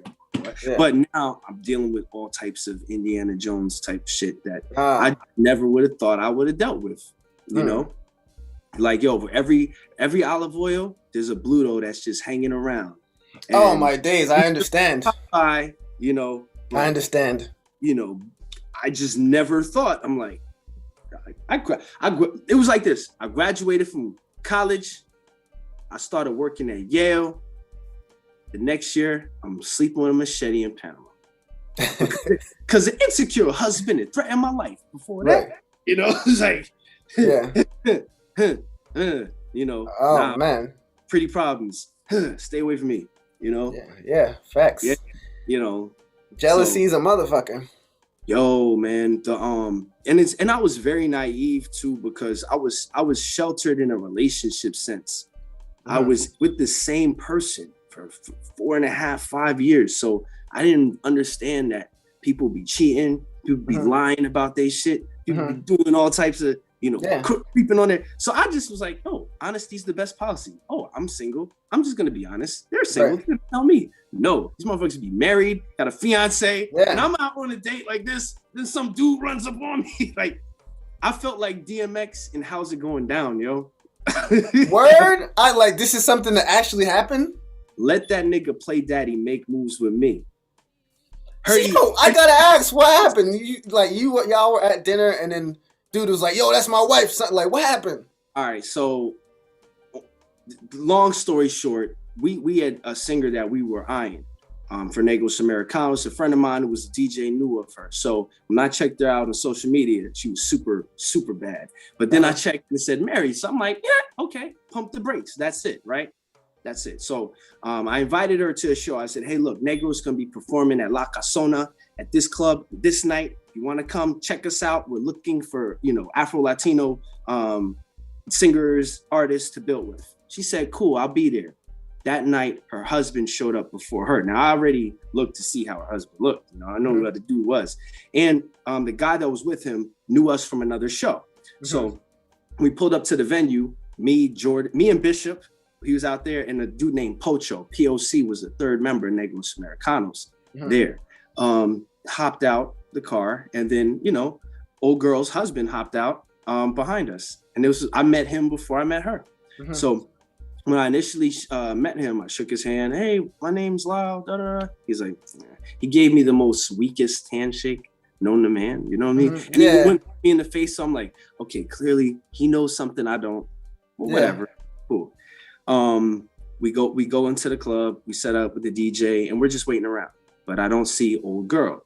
And randomly, you know, the husband says, he comes up to me and is like, hey, let's take a walk. I need to talk to you. And then I'm like, okay. So on the way out, you know, me and Bixop, we have a way of communicating when there might be a particular danger or peril ahead. Yeah. I gave him the sign, you know, I'm going to take a walk with these guys, you know. Yeah. And he said, okay. And him and Pocho trailed us. They walked me down this alley. Now, the alleyway did have an exit that did lead to another group of clubs. But I didn't know that. It was a dark ass alley. This is my first time over there. He's like, yo, we're walking. He says, yo, let's cut this way. And he takes me down this alley. Now his boy is with him and he keeps saying, yo, man, he's just a kid. He's just a kid. And I'm like, what do you mean just a kid? He's like, bro, you're like, how old are you? I'm like, 22. He's like, bro, look, he's just a kid. Just leave him alone. And the guy keeps looking left and looking right while he's I'm like, what do you mean just a kid? Right. So Jordan and Bixop and Pocho, who were trailing me, they just yelled at the foot of the alley, yo, you good? And then I was like, guys, we good here? He's like, good. And I got out of that situation. That was the first interaction I had with him. And when I get back to the club after leaving the alleyway, that's when the wife pulls up. and the wife is giving me the vibe. She's giving me the signals. Now, mention this is during my dry season, so I hadn't had any intimacy in quite some time, if you know what I mean. I was starved. Yeah, I know what you mean. The most beautiful, beautiful, beautiful women imaginable that I've come across in my life. They're just fucking everywhere and beautiful. So she's giving me the vibes, but I just met her dude that just kind of tried to walk me down the alley. So I'm just kind of like, he's looking for the rah-rah. He's with the rah-rah, you know what I mean? And I'm not trying to catch that ruckus. So you know, I don't get at her, you know, and purposely keep my distance, but he doesn't think so. And come later, down the line, she starts performing with Negros Americanos. You could tell he doesn't like that. And he came to my job and threatened me. Damn, brother came to your job? I used to work at a spot in Panama called Berlitz, and he came to my job and he said, "Artista," pointed his finger like a gun at me, and went like, standing across the street from me. So wow, that was when I was leaving work. So he knew where I worked at. And it made things a little tense and uncomfortable for me during a short period. I'm sure. And I had to explain to you know, old girl that was working with us at the time. I said, "Yo, I'm funny, but I'm no joke. This stupid idiot threatened my life and then walked away." Right. And just in terms of strategy and war. Yeah, not the brightest move. We're not in Dragon Ball Z. Like, if I'm sitting here and I'm coming at Cymar and I'm like, May. Yeah. By the time I get to May, you already done. Yeah. You facts on facts on facts. Why am I gonna, special beam cannon? I'm gonna announce my attack to right. you and then wait for your ass to sit there and wait. So I literally had to, I ain't even with that. We gonna have to get that. That's what GP try to keep me. What? Yeah. That's your kid's daddy. I just want to send him on his way. Have him up in that big guy. I had to have that type of conversation. So it was nuts ever thinking that I went from like wanting to get married a year before with my Ethiopian queen to now being like, nah, if he come at me, I'm shanking this dude. I just never. That's not me. And that also, in retrospect, what the fuck was I thinking? Now, like I was ready to lay it all on the line. Yeah. And now I'm like, stupid, not worth it. So you live and you learn. But those stories are going to be told. I haven't released those things too because the situation was volatile, man. It was right. It was, man, like it could have got ugly. Luckily, it didn't. But it definitely had the potential to staining one of our hands permanently. Yeah, forever. Could have changed everyone's life forever. Forever. Madness. So I'm glad you were able to get out of that. Yeah, man. And then like what was so ill, just like in retrospect, you think like, I'm not even with this person. I was willing to do all these things. Long term, we weren't compatible. But when you're in love and you're in the dry season, you don't see it. The oasis. I could pass you. C-Ray's Walls had a line. He said, "I'll leave you in the desert with a bottle of piss." And I'm like, damn, yo. After a while, you start to look at that bottle like, you get thirsty, Where I understand. Under normal circumstances, you wouldn't drink. But shit, man. I get it. I get it. Yo, thank you for sharing that story. That was definitely an exclusive story. Better judgment, man. Yeah, so I almost stained my hands, man, but didn't. Nobody around me did, and nobody around me cut your body like that. I didn't turn into Drake. Yo, I would have been, I would have been straight Drake. If you met me, I would have had like one of them. Probably I would have turned into Drake, yo. That's oh, man. That's fucking funny. I think Drake is mafioso, low key. Like, I think that motherfucker is crazy. Yo, like, nah. I'm telling you, it beat them dudes, man. I think by now, on some Walking Dead shit, he's lived longer. He's survived enough shit. I think all these guys in the industry, like, if you notice Wale was one of my favorite cats when he was first coming up. Notice the gangsterization of Wale, but I think it's by experience. You get around enough guys constantly testing you got to bring that rah-rah. You're about peace. You're about unity. Then Cats be like, man, he's soft. And then now you're forced into some shit. And it's like, man. You're totally right. You know? You're 100% right. Oh man, how many people's lives have got messed up because they were forced into beef that they didn't want to get into? And then they had to defend themselves, or they had to show so and so they weren't. Bitch. Yeah, but yo, that shit, it's something like, I feel, you remember 1, 2, 3 is kind of dangerous to be an MC. Mm-hmm. You're a warrior of the light. You're standing for truth. You're standing for justice. You're telling a real story, you know? And sometimes your adversaries are in your own community. Right. They look like you and they want to press you. Right. They ain't gonna press the man that's pressing them. Right. But they're like, man, let me disturb this motherfucker's happiness. Let me just peace for a while. Because they see something in you that they want for themselves, and if they can't have it, they don't want you to have it. Yeah, but they can't have it. That's the ill shit. They can have it. Yo, bro, how'd you get there? You know? But it's like, so I get it. It's like it forces us to have that bravado. I remember, I'm gonna say this. You spoke on it earlier. The edge that you've acquired because of, like we said, your mom was like, "Yo, you become a hard individual. You've had to." Yeah. So society has made you have to be that man. Quite literally, because it's like if you don't look someone in the eye like you're not fucking around or like you're not serious, they will try you. And I mean anybody. I could be a cashier at Target. You know what I'm saying? Or in the hood, in the bricks or whatever. If you don't present yourself like you are aware of yourself and you understand, people will most definitely try you. And it came to a point in my life where this shit kept happening. I heard Dave Chappelle say it once, and Dave Chappelle is a Virgo like me, and it made so much sense. He said he is not naturally assertive. I am not naturally assertive. I do not want to be. I want to be like in my own head, like not really paying, like I'm in my head. But life made him be naturally, or not naturally, made him be assertive. And when we are assertive, there's no more person more assertive than us, and we have to kind of like look you in your eye and be straight and like, but that shit is not natural to us. But it's like if we didn't do these things, people would definitely be trying us. Yeah. Even in hip hop, I always tell people I started gaining some success in hip hop when I started looking at people in their eyes like I know I'm fucking nice. Like it's not I'm not looking for your praise, or I'm not looking for you to validate me. When I started in layman's terms, when I got on my own dick, that's when shit started happening. And it took for people to see me come in like, but it's like, and I didn't want to be like that though. I just wanted to come and be nice and rock the mic, but it's like if I wasn't letting people know I knew what it is, they weren't gonna tell me. So yeah, me, life. Rapper, I'm an MC. The two mic flow, bro. I'm just as a fan. Let me tell you. So,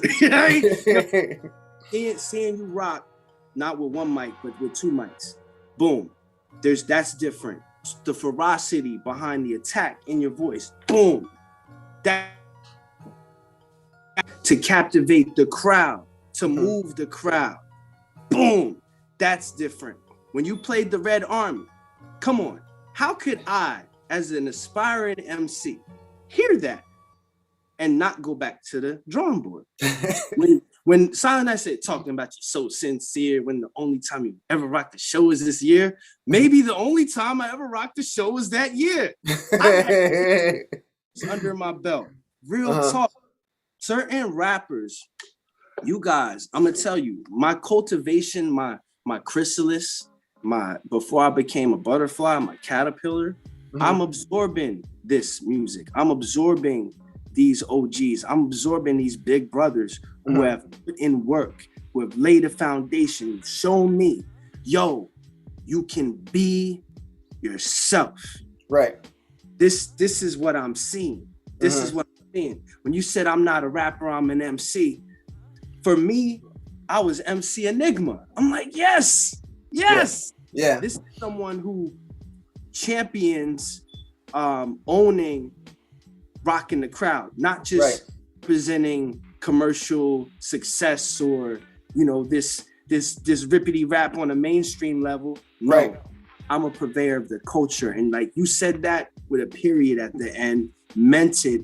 And you traveled the world spreading that message. As a younger brother, seeing that, I was like, it's possible. It's possible. I go to your show, I'm seeing Ty Phoenix now.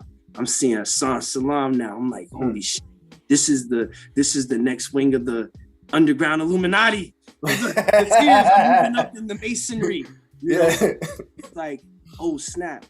The samurais, they respect each other.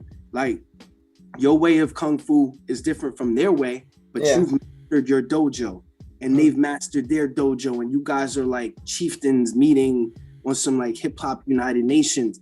And I'm seeing this as an impressionable, you know, student.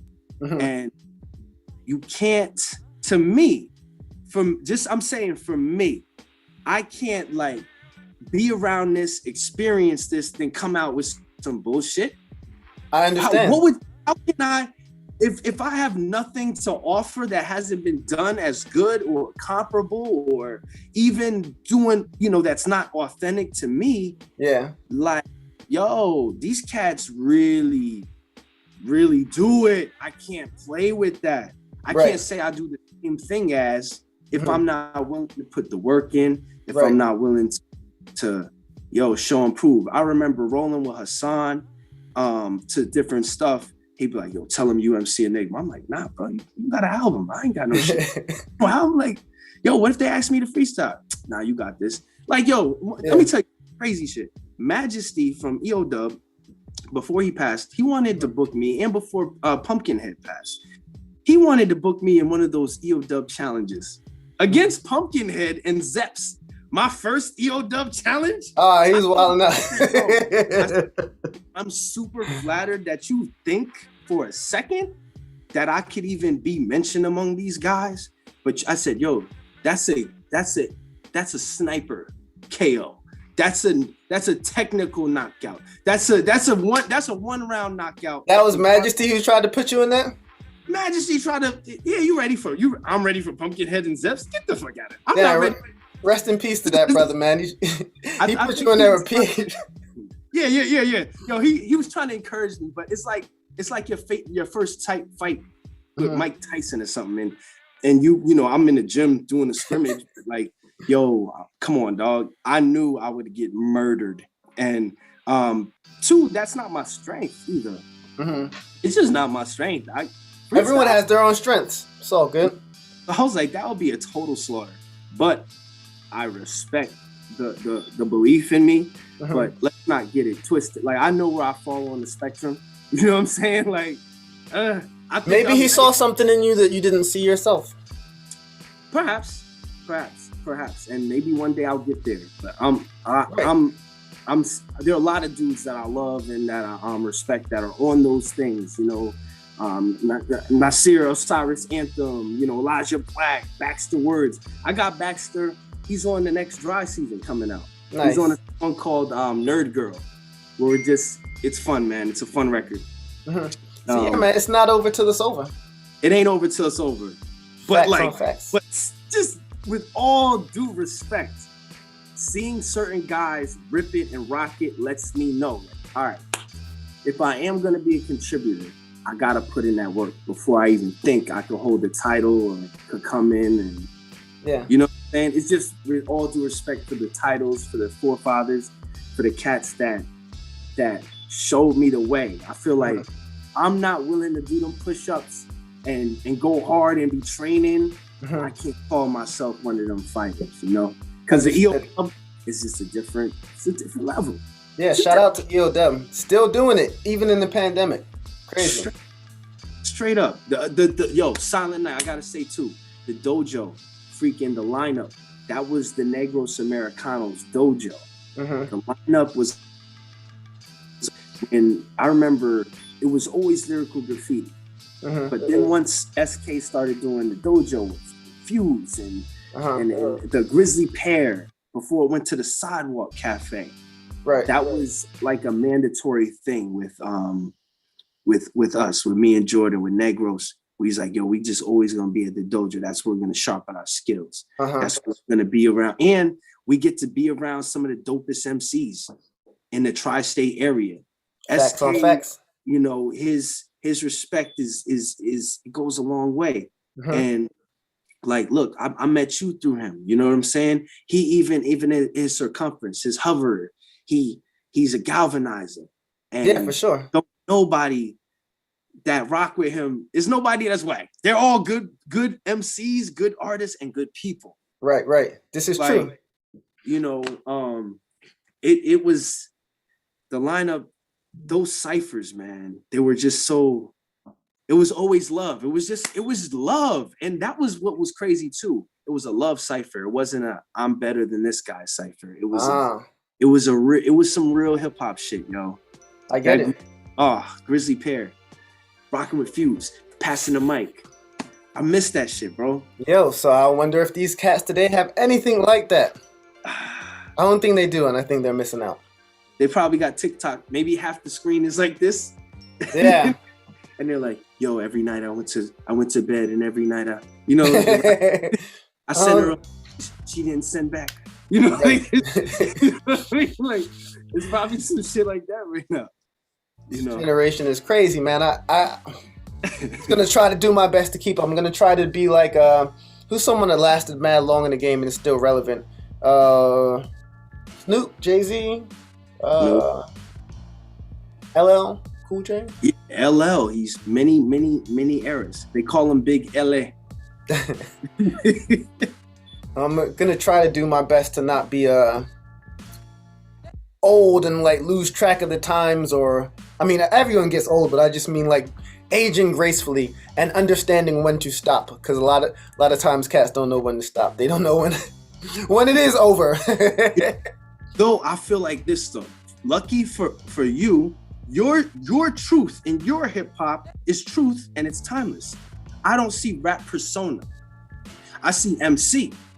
I don't see rap persona. I hear real stories. I learned about you as a father. I learned about you as a member of the community. I learned about you as a storyteller, telling stories where you can hop outside yourself, personify hip hop, go through, you know what I'm saying? Yeah. You have so much range as a writer that, in my opinion, your truth is timeless. So Thank you, brother. When 50 years from now, the music is timeless because it's your own truth, you know? So that, like we said, right now that all this stuff is coming back around full circle, folks are also gonna say, yo, who was out earlier doing this? Who was killing this during this time? And when this book of hip hop is written, you're definitely in it. You know what I'm saying? You've etched yourself in the timeline of human history, you know, as a contributor to the culture and as a continuous contributor, you know, so it has to be said, man. It has to be said. Thank you, brother. I truly appreciate that. Definitely. I truly appreciate that. Shit, on that note, I think we should end.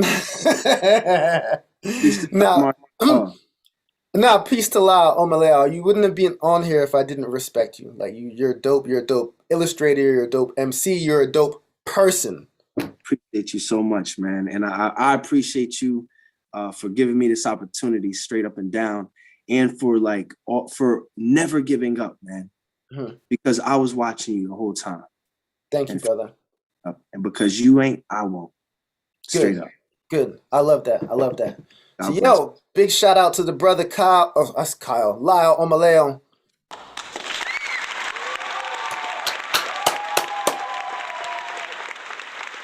Yeah, you've also made history today. Today is the longest show I've ever done. Nah, it's dope. It's super dope. So usually I get into news at the end of the day, but I don't have any great news. So, all right, I will say a couple things. The things I have on here, I just run through them quickly. One, obviously, man, shout out to DMX brothers in the hospital still. Devastating. X is talking about high energy and like passion, and X is like up there with Busta Rhymes and the greatest. I saw X perform live one time, and I don't want to say who he was on the bill with, but he bodied everybody. And then after he finished bodying everybody on the set, and there are only big dogs on like, it was one of the biggest concerts I've been to. After he finished screaming on everyone, he was like, "Yo, turn the beat off!" And he killed a poem, like a poem, straight from the heart, like on some spoken word shit. And I was like, I'm ready to go home. He's way nicer than I ever thought. So shout out to DMX. I hope you pull through this, brother. I hope you pull through this. God bless DMX. You know what? Hassan told me back in the day, he had a book, Earl, that was really I gotta read his he had autobiography? I think so. It's called like Earl, I think. I'm on top of that. Yeah. I love me some autobiographies, and I don't have his. Did you see his interview on People's Party? Nah, how was it? It was dope. He told this story about how he got tricked into smoking crack as a kid, and that's what started his addiction. I seen that clip somewhere. I didn't click on it, but I saw that headline somewhere recently. It was from that interview, and like some super fucked up shit, man. You feel bad for him as a victim. You know what I'm saying? As someone who was the drifter. You know, when Tretch talk about the drifter and everything's gonna be all right, he was the drifter. He was that kid drifting. I don't know what, I'm gonna watch that interview. I don't know what his story is, but I know one time, I was rolling up, burning, whatever, and I was in a cypher, and I was just about to hit this L, and someone said, who wasn't even talking to me, that's laced with coke or LSD or some shit, and I was like this, yo! And for the whole rest of the day, the person who had laced it, me and him beefed for like that day and for like 2 weeks longer, because I was just like, yo, everyone don't fucking do that shit. Suppose I took that shit and like got addicted to it, or so I don't know how he got tricked, but I almost I didn't know. Shit, slipped to a Mickey. Yeah. You know? And then they say, I mean, depending on what it is, it could be one time. Yo, and that's why I always tell people I've never done any other drugs besides, I don't even call marijuana drugs, but I've never done that in this shit because, I'm shook, dog. I be hearing, just like you're about to say, you might take one pull, you might take one pill and never recover. After I heard shit like that, I'm like, I'm not doing none of that shit. None of it. I'm not sniffing nothing. Give me the green. That was some shit, yo. I used to work at Yale. Everybody up there's on that nose candy, bro. And that shit was like, yo, it's freaking crazy with stereotypes and all this shit. Mm-hmm. They're thinking we're the drug dealers, the users. Yeah. When I went to Yale, hey, you're a little early today. Oh, you mean like the professors and shit, the teachers? Yes, the professors, the admin, the students. Yeah, a lot of nose candy at that university. Nah, I believe it. You know what? And I'm sure it's not only Yale, because I think all the time with all these teachers home, I know somebody's day drinking. I know somebody's sniffing and getting on these Zoom meetings. I know they are. Facts on facts. I've got hay fever, winter allergies. Yeah. Open up books. Facts. People stressed out during the pandemic getting they sniff on. Not I, said the fly. So moving right along, I didn't even see this, but yesterday was the Isley Brothers versus Earth, Wind and Fire versus. Did you catch it? Not really, no. I saw a snippet, but then I got back to whatever else. I was drawing and stuff. I didn't even watch it. I didn't want to front like that was my wave. I mean, I'll probably like a few songs here and there, but I love both of them, to be honest. Voyage to Atlantis. I put on Isleys when I'm with you, girl, you know what I mean? Voyage to Atlantis, you know what I'm saying? Got some smooth joints between the sheets. And Earth, Wind and Fire. It reminds me of my mom. Makes me want to straighten up the house. You know what I'm saying? Yeah, I can dig it. Food.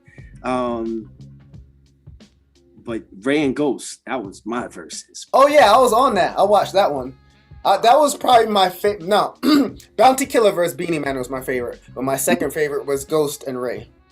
Super and then dope. Third favorite, My third favorite had to be Erykah Badu and Jill Scott, only because it was one of the beginning ones, and I just felt like I'm into imagery, and I don't think anything is by mistake. So when I saw, did you watch that one? Yeah, she had the kung fu. Yeah, like yo, Erica's taking shots. I don't know if anyone else sees this, but to me, Erykah is saying, "This is what I'm doing to you, Jill Scott." Yeah, and she didn't have to say it, but I was like, "Oh, you're on it like that." Yeah. So I just thought that. And Erykah Badu's an MC that sings. Yeah, that's how I look at it. She's an MC that sings, man. She was like, "I'm gonna be Bruce and whoop your ass," and she didn't say it, but I was just like, "I know." You think she got off the phone with Dead Prez before? She was like, she was doing the People's Army. She looked like it. She looked like it. Yeah, so that was my third favorite. What about you? What was your? I like the DMX and Snoop Dogg one, just because it was like dog and dog, and it was seeing West Coast and East Coast and kind of two generations show love to each other. That I like that DMX. If they do a Red and Meth, that's probably gonna be my favorite. Oh, they're doing that April 20th. 420. 420. Know what I'm doing? No. What else I got? 4 people have been chosen to orbit Earth in the first ever all-civilian space mission. I don't know how I feel about that. Wow. Orbit Earth in the first all-civilian space mission. You know what? Let me lump this together with another headline I got. Famed physicist Michio Kaku is soon to launch his telescope that he says will certainly find alien life. But he also goes on to say, when this telescope finds alien life, we should leave them alone.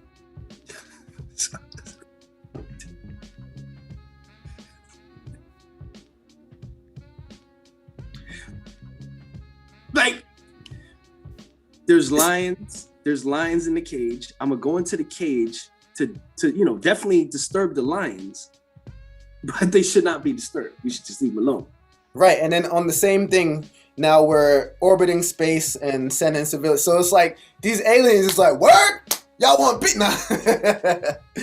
them first 4 is probably gonna be the sampler dish. Them first 4 is gonna be the fucking Fantastic Four is what they gonna turn into.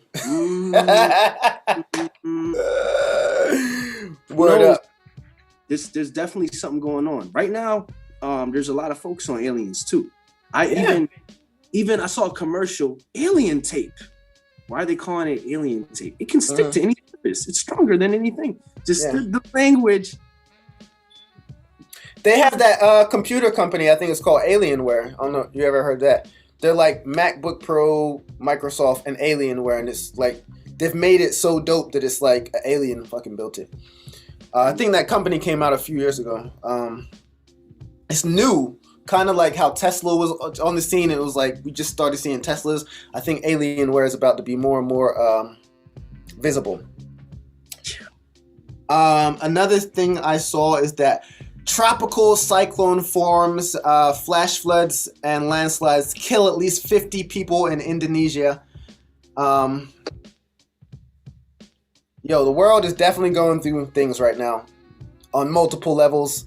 I don't know if the universal gods is upset. They might be because earthlings be tripping. You think the 4 horsemen is coming right now? The what? The 4 horsemen. Oh, I think that it might get worse before it gets better. I think it's going to get better, but I think we might have to go through a breaking down period for us to build up. Yeah. I feel like something's definitely going on, man. And I'm really skeptical. I'm like, I don't know if you ever seen that movie Conspiracy Brother. But I feel like Conspiracy Brother, man. Undercover Brother? Oh, yeah, that's what I'm talking about. Oh, and on Undercover Brother, there was Conspiracy Brother. Your Dave Chappelle. That's why I feel like every day. Yeah. Like something's going on. I'm finding it hard to trust. I mean, it's not like it's new, but I just don't trust a lot of things. Yeah. Something evil is afoot that I think in, however many years, once we're past it, they'll be like, yo, once upon a time, such and such did experiments on humans, and look at what they did to populations. Right. So, I think our suspicion is logical, and his history has given us enough information to be suspicious, right, and to not trust, right. And for that suspicion and trust to be usurped, even by crisis, even by pandemic, we still go err on the side of, wait a sec, I wasn't prioritized before, now you're prioritizing my community. Right. You're saying they get the first dosage, take it. You take it first. Right. Okay. Are you okay? Okay, then maybe.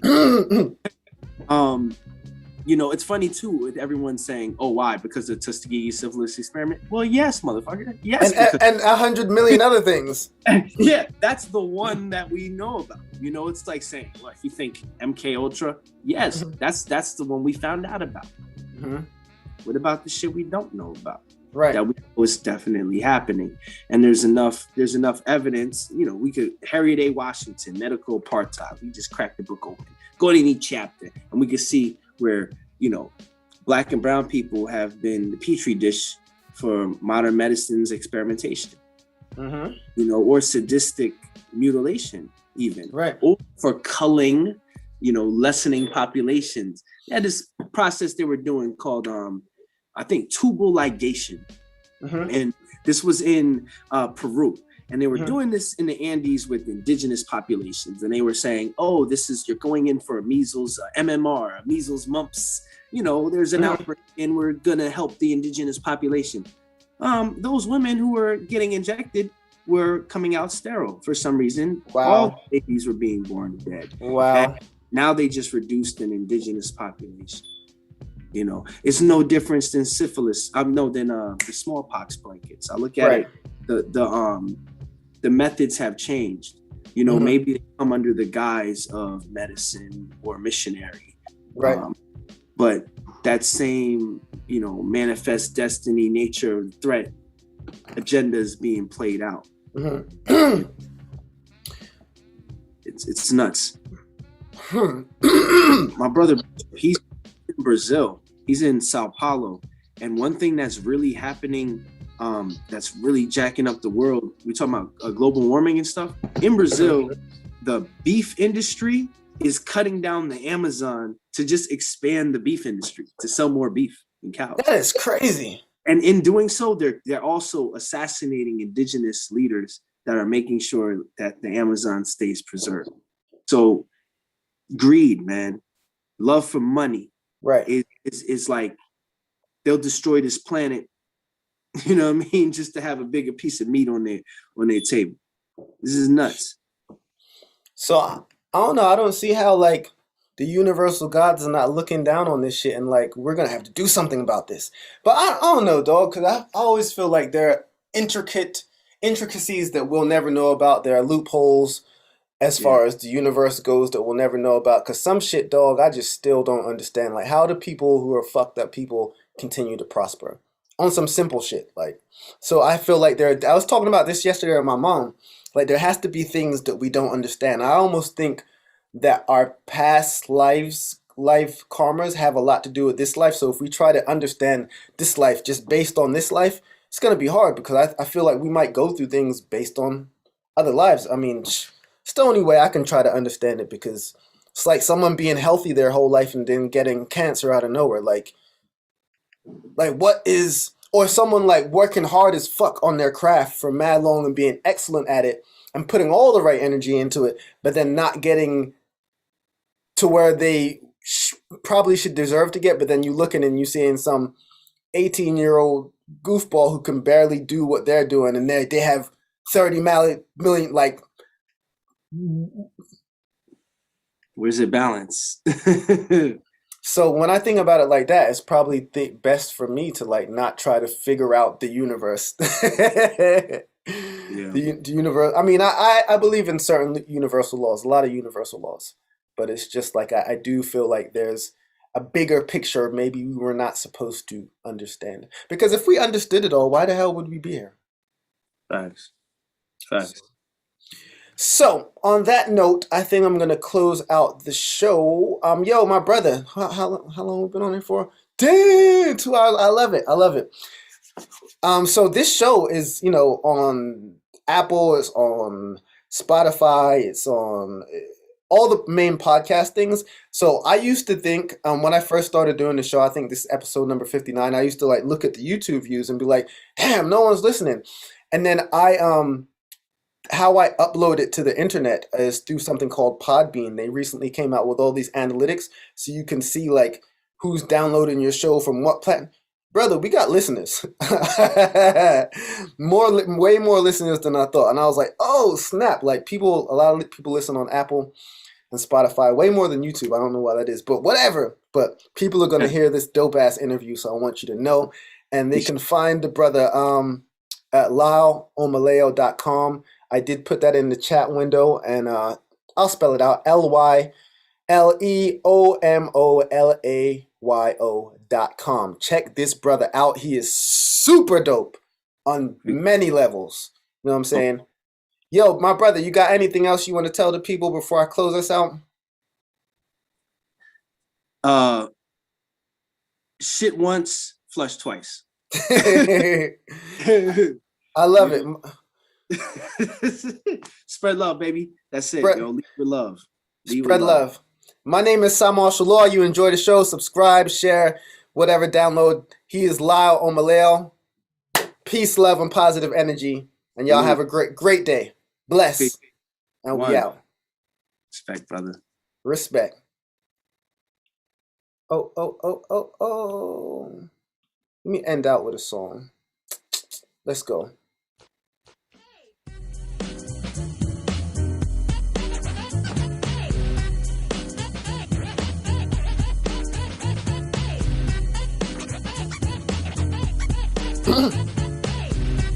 Shout out to Cool Kim, Haj G. Castle on the bloodline is surely like this. Approaching of a UMC is purely hypeness. So I mention it again and again. It's not necessary. Those who comprehend my message very clearly, but not along the way of translucent. Throw your hands up for the man's up who sit. Invaders on my fruit basket to a casket, meaning done away. See the flux run away. So as a UMC, I ask myself, who could be the leaders, resembling the stars out of fall? Well, it's you, Haj G. And as I find the coolness in me, at a whim, who would freeze blue cheese? Spin a 360 on a runway stop, and hear many more than just one sit. UNIDRSAL. Go on, cause we gave them more.